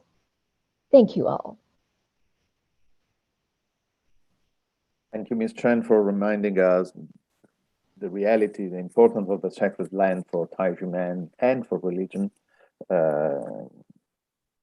because religion is a kind of no-fly zone upon which no one should ever enter and must be left alone. Thank you for reminding us. We now move to our next speaker, another testimonial, Tai Ji Men Dizi. She is Miss Hui-Ting, a professional nurse in Taiwan. The floor is yours. Hello, everyone. I am now Hui-Ting, a Tai Ji Men Dizi. When I was in the third grade of elementary school, I joined Tai Ji Men with my parents to practice Qigong and self-cultivation. Since then, the fate of my family has changed. Why? Since I was young, I had a serious allergy. I often got flu and went in and out of the hospital. After practicing Qigong and strengthening my body, I have reduced the number of calls and don't get sick so often. My dad was very grumpy, but his temper changed for the better after practice Qigong. I work as a nurse. I work in shift in big hospitals. My body was easier fatigued and working out were tight.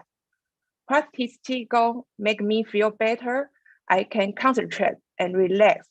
So I think Tai Ji Men is a very important place for me, a place I like very much, and a place I can do self-cultivation. I thought I could grow up in Tai Ji Men happily.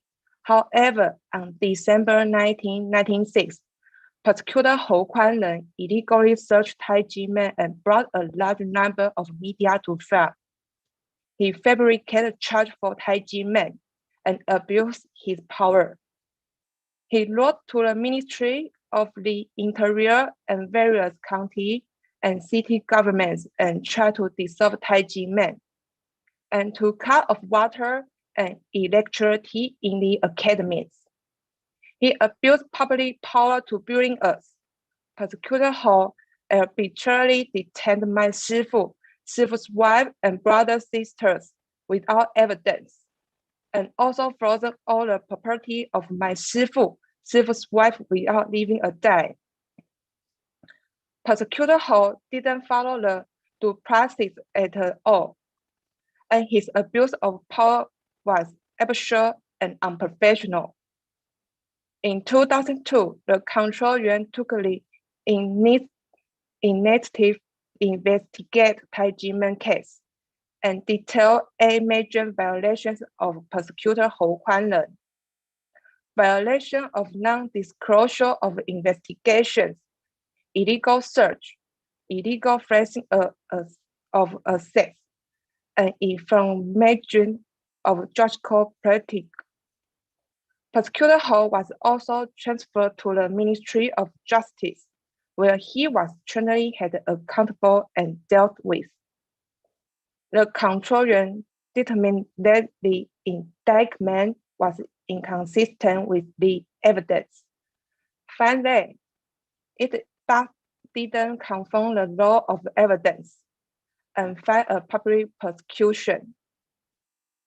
When Hou Kuan-ren was under investigation by the Control Yuan, he himself admitted that he didn't conduct any investigations.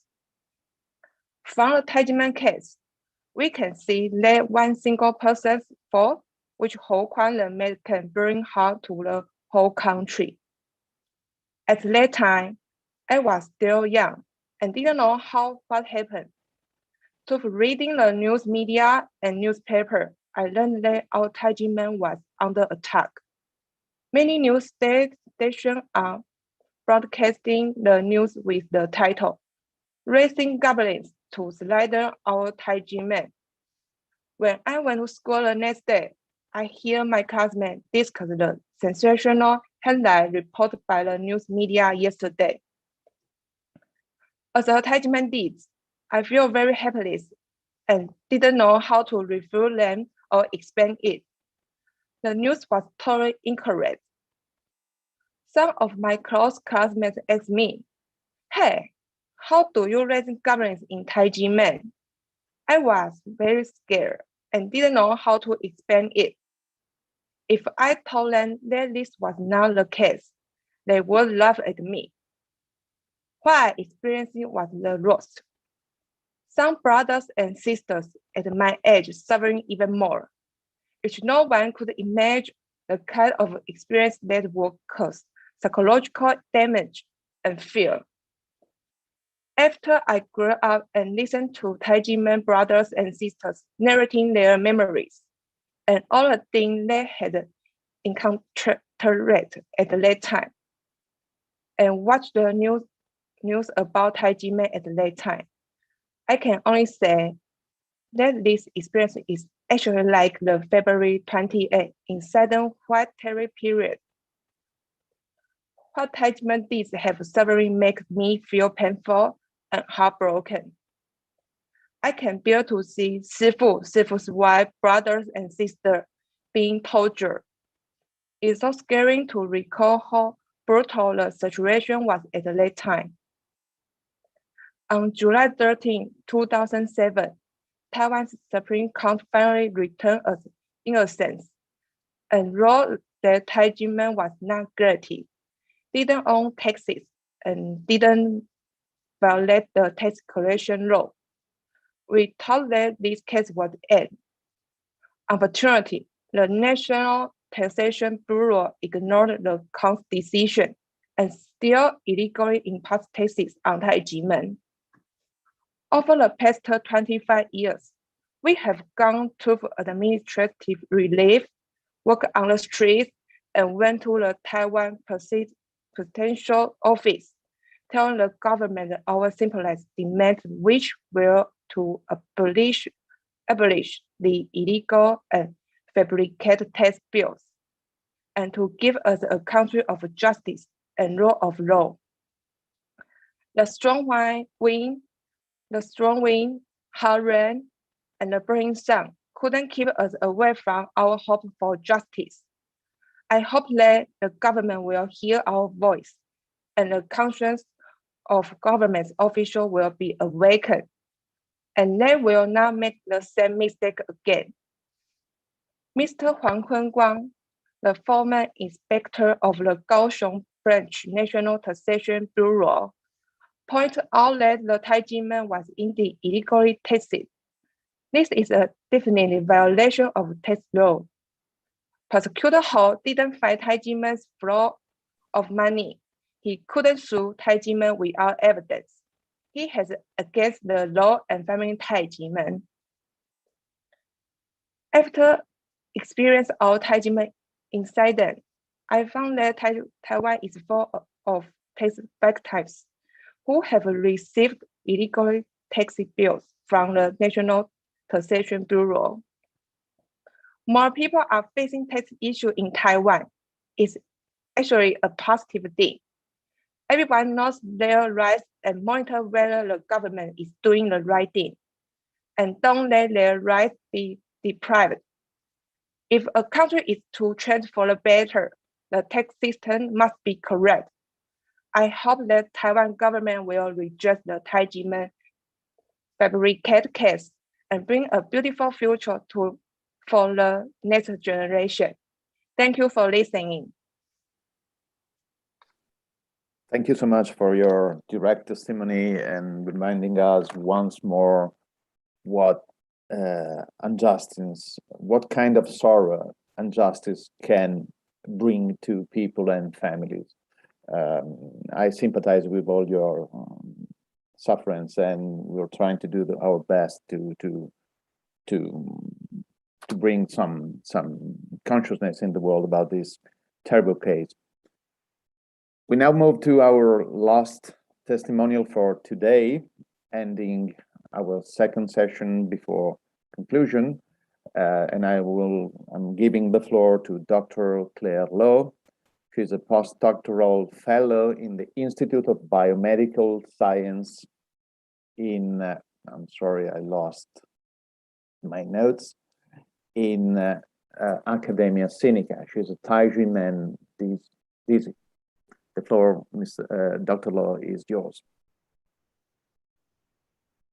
Hey. Hello, everyone.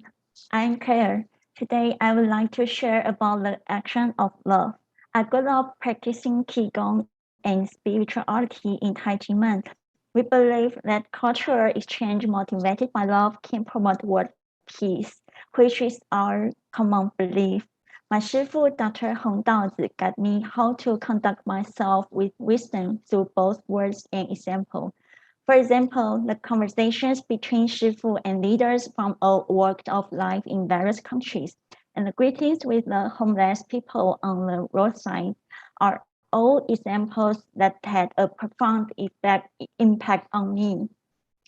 And I realized that every day we talk to people and communicate with them is a cultural exchange, because we all come from different backgrounds, thus we each have our own culture. In every conversation with people, communicating with a sincere heart will make people feel warm and happy, which creates an atmosphere of peace, doesn't it? For a long time, Shifu has been taking Dizi on cultural exchange around the world. I have had the pleasure of participating in several of them. I have realized that our sincere heart can truly touch people and bring them hope as we spread the message of love and peace. Not only did Shifu teach me spread the message of love and peace through cultural exchange, but he also got me to always be kind, say good words, and do good deeds. I have learned a lot from all of my good deeds, and I have learned to treat people with sincerity, which has made a huge impact in my life. In addition, when confronted with problems and evil forces, Shifu also guides us to retain a pleasant heart and move forward in a positive manner. What kind of difficulty causes such a growing moment in my life? 25 years ago, I was a third grade child in elementary school. At that time, the news was full of crazy reports about Tai Ji Men raising, governing, and deceiving people. Then I was teased by my peers at school and being looked and pointed at while walking down the street in my practice clothes that contained Tai Ji Men's logo. That made me so aggrieved. Now that I think about it, that was terrible time. Government officials' disregard for justice and human rights traumatized me as a happy child. Fortunately, my Shifu encouraged me to confront any injustice and bullying with love. Let's go back to 1996. Prosecutor Hou Kuan-ren abused his power and conducted an illegal investigation into Tai Ji Men, which led to this tragedy. The National Tax Bureau, NTB, then manufactured and issued an illegal tax bill against Tai Ji Men based on an indictment that was full of lies. The tax bill was massive, but it wasn't a question of whether you could afford to pay it, but whether if you should. For the past 25 years, Tai Ji Men, Shifu, and Dizi have been telling the National Tax Bureau in every way possible, you are really wrong. On July 13, 2007, the Supreme Court ruled in the third trial that Tai Ji Men was not guilty and no tax owed. Unexpectedly, the NTB continued to issue illegal tax bills to Tai Ji Men, irrespective court rulings. Finally, the government illegally and forcibly auctioned the land of Tai Ji Men's practice pen site, and when the auction failed, the government simply grabbed Tai Ji Men's sacred land. I believe the government was for the people and people-oriented, and that the law was for protecting the good people and sanctioning the bad people. However, this is not what I have seen. The government's arbitrary action, which deprives people of their basic human rights and property rights, have aroused the concern of experts and scholars from home and abroad, who have come up and speak out against injustice, just like everyone online today. Professor Kenneth Jackson, a professor of law at Temple University, said that when he spoke about the importance of the rule of law around the world, he specifically referenced the Tai Ji Men test case, which the rule of law was not enforced from the beginning to the end. Over the years, I have followed my brothers and sisters petition government to solve the problem. I also expressed my demand through street propaganda and demonstrations, which was my action to safeguard justice. At first, I was fighting to protect Tai Ji Men, But as time went on, I found that, oh my God, there are so many tax victims. If illegal tax bill is not knife, within the people blood become river in Taiwan. So I realized that I was fighting not only defend the reputation of Tai Ji Men, Shifu and Dizi, but also to help the country system progress, so that there would not be so many poor, homeless people anymore. At the beginning of last year, a former Minister of Finance, Xu Yuzhe, who was said that there is no need to tax at all if we consider the human right to taxation. He passed away. When I learned this news, I first thought was, oh, it's too late to save him. He hasn't changed his mind yet. I was very sad. Because why I feel sad, because if he could change his concept of human rights, he would not have allowed the NTB to issue illegal tax bills, and there would not be so many aggrieved tax victims in Taiwan. The suffering of tax victims is incalculable by money. It's too late. He was passed away. At this time, I deeply realized the importance of Shifu guidance to learn the truth, to be true and speak the truth. The Shifu wants us to have love for our country despite being bullied by public authority. All of these actions turn out to be motivated by love and the desire to save people's hearts. We will never compromise with wrongdoing. Otherwise, we become accomplices in destruction of justice. Even when Tai Ji Men was being persecuted, Shifu taught us to tell government what is right, good, and conscientious in many ways. This is how my Shifu loved the world. By hoping that people is bad will truly awaken to their conscience and become good people rather than by destroying them.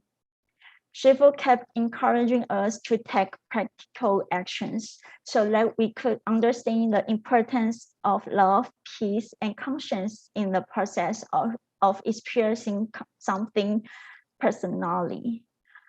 Not only through cultural exchange such as dancing and martial arts, but also including the courage to correct the wrong institution in bureaucracy. I also feel the importance of love, peace, and conscience more deeply from these processes. I believe that officials with love will administer the government according to the law, allow people to feel at peace, and social to remain stable. Officials with conscience will be brave enough to admit faults and correct them, allowing the country to advance. I hope that the Taiwan government will face up to the problem of abusive officials using criminal taxation to persecute people's religion beliefs, safeguard human rights, restore the innocence of Tai Ji Men, Shifu, and Dizi as soon as possible in accordance with the law, return the sacred land of practice to Tai Ji Men, Shifu, and Dizi, and resolve all cases of injustice. Love and peace are not far away from us. If we have love in our hearts, peace will accompany with us. I hope that soon our world will be filled with love, peace, and the most precious conscience in the universe. Thank you all.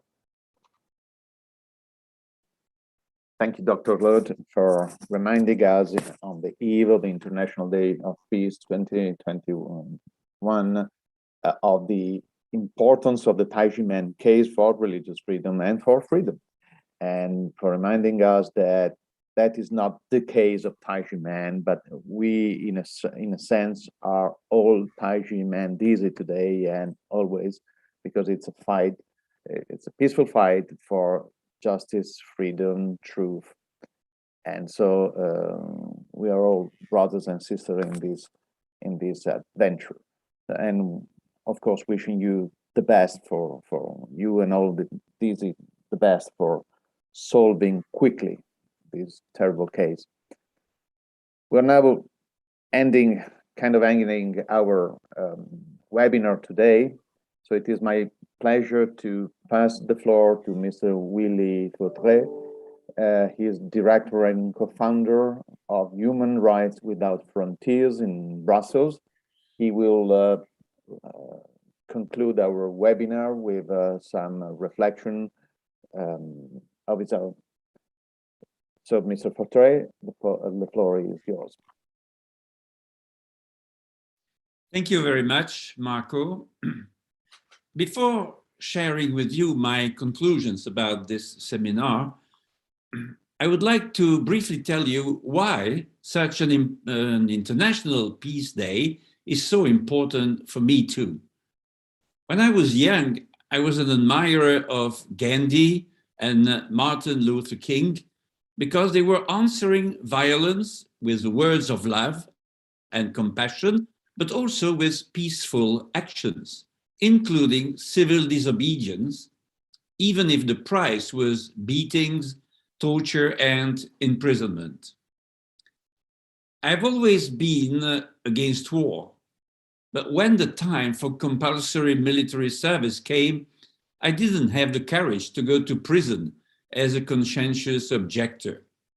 Afterwards, I felt that I had a moral debt towards those who were and are still ready to pay the price of their commitment for peace and against war.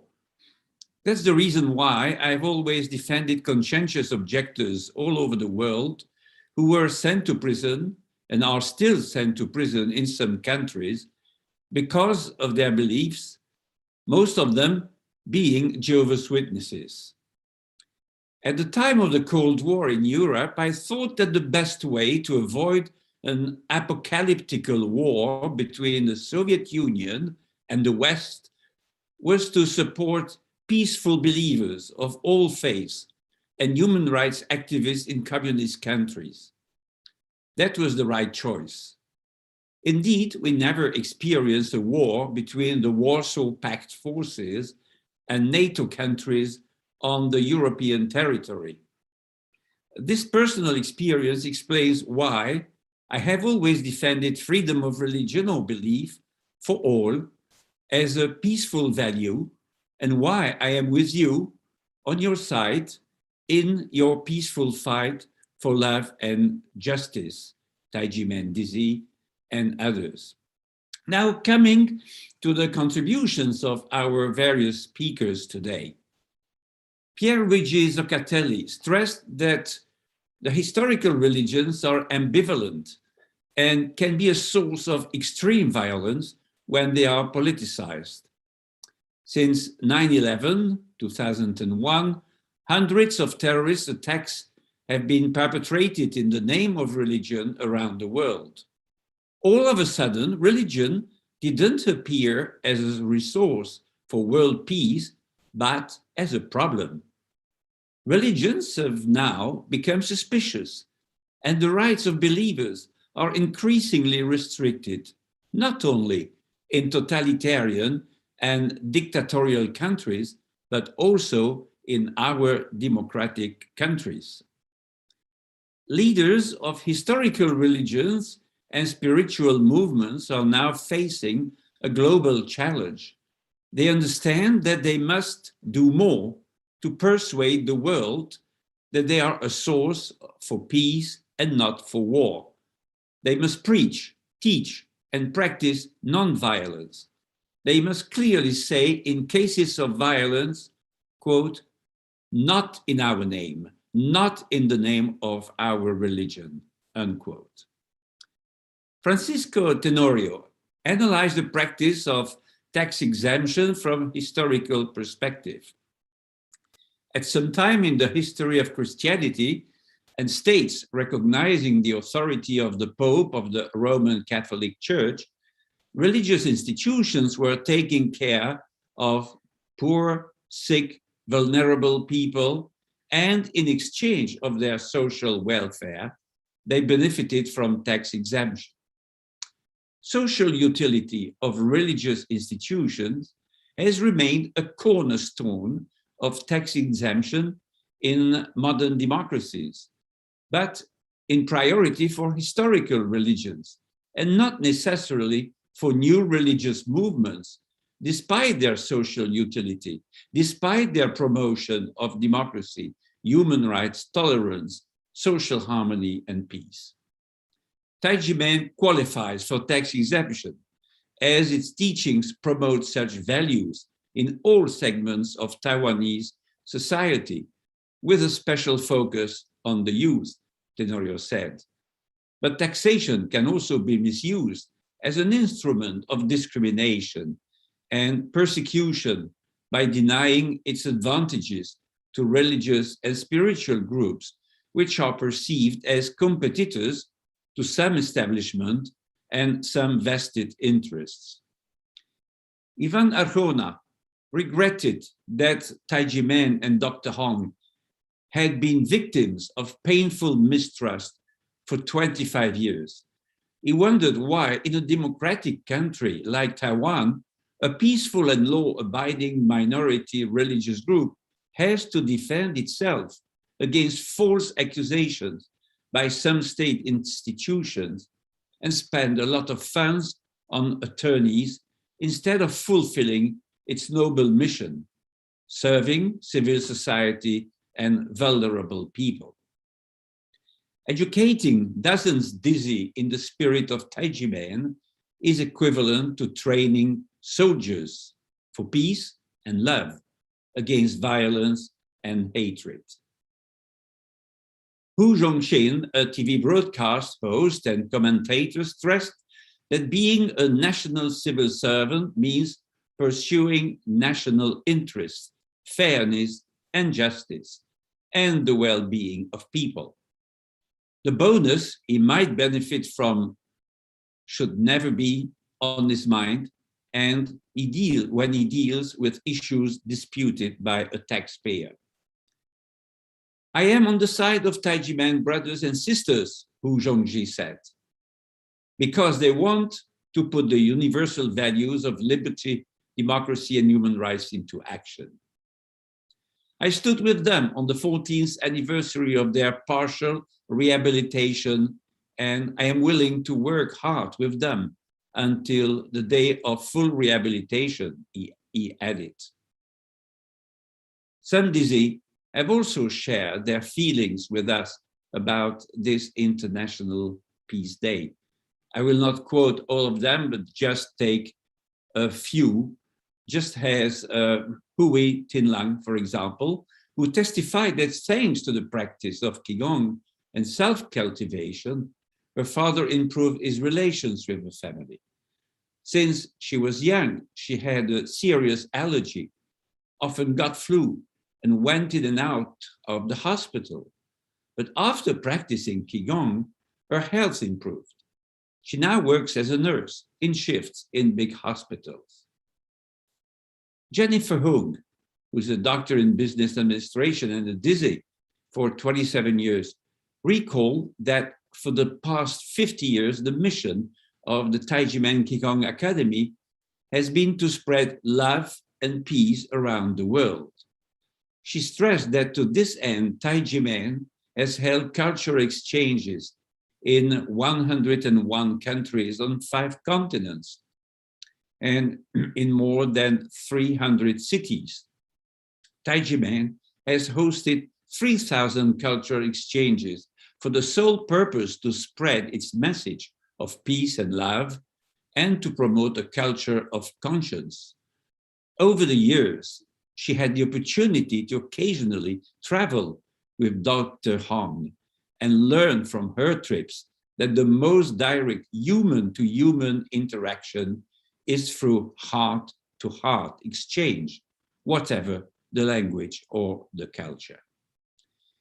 In my last words, I will say that the Tai Ji Men Qigong Academy and its leader, Dr. Zhong, are among the most well-known spiritual groups internationally active in the promotion of world peace.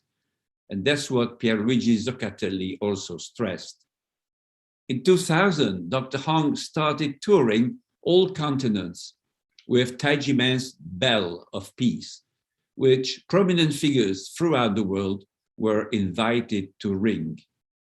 On the 17th of August 2014, Tai Ji Men launched, together with others, the movement for an era of conscience, one of whose aims was the proclamation of the 5th April as the date for the yearly World Day of Conscience.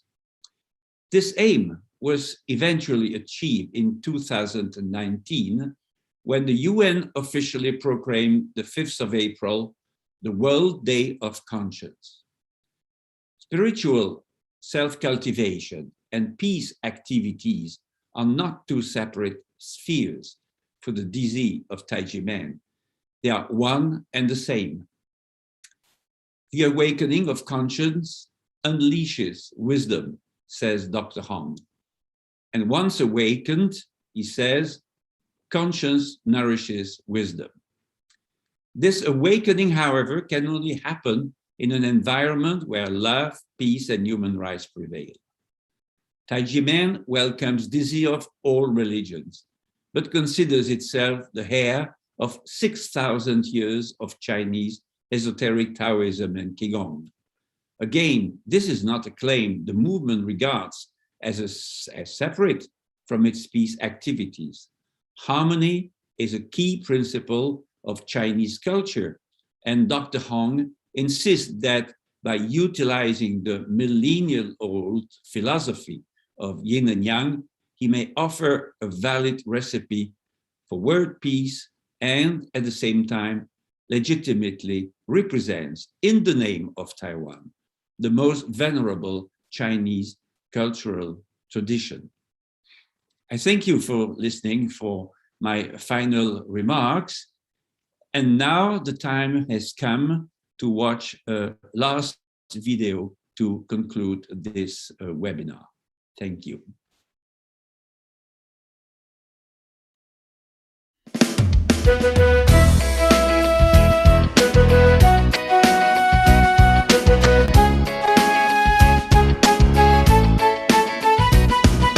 Stop lying, stop fraud, stop plunder, stop persecution, stop, stop, stop.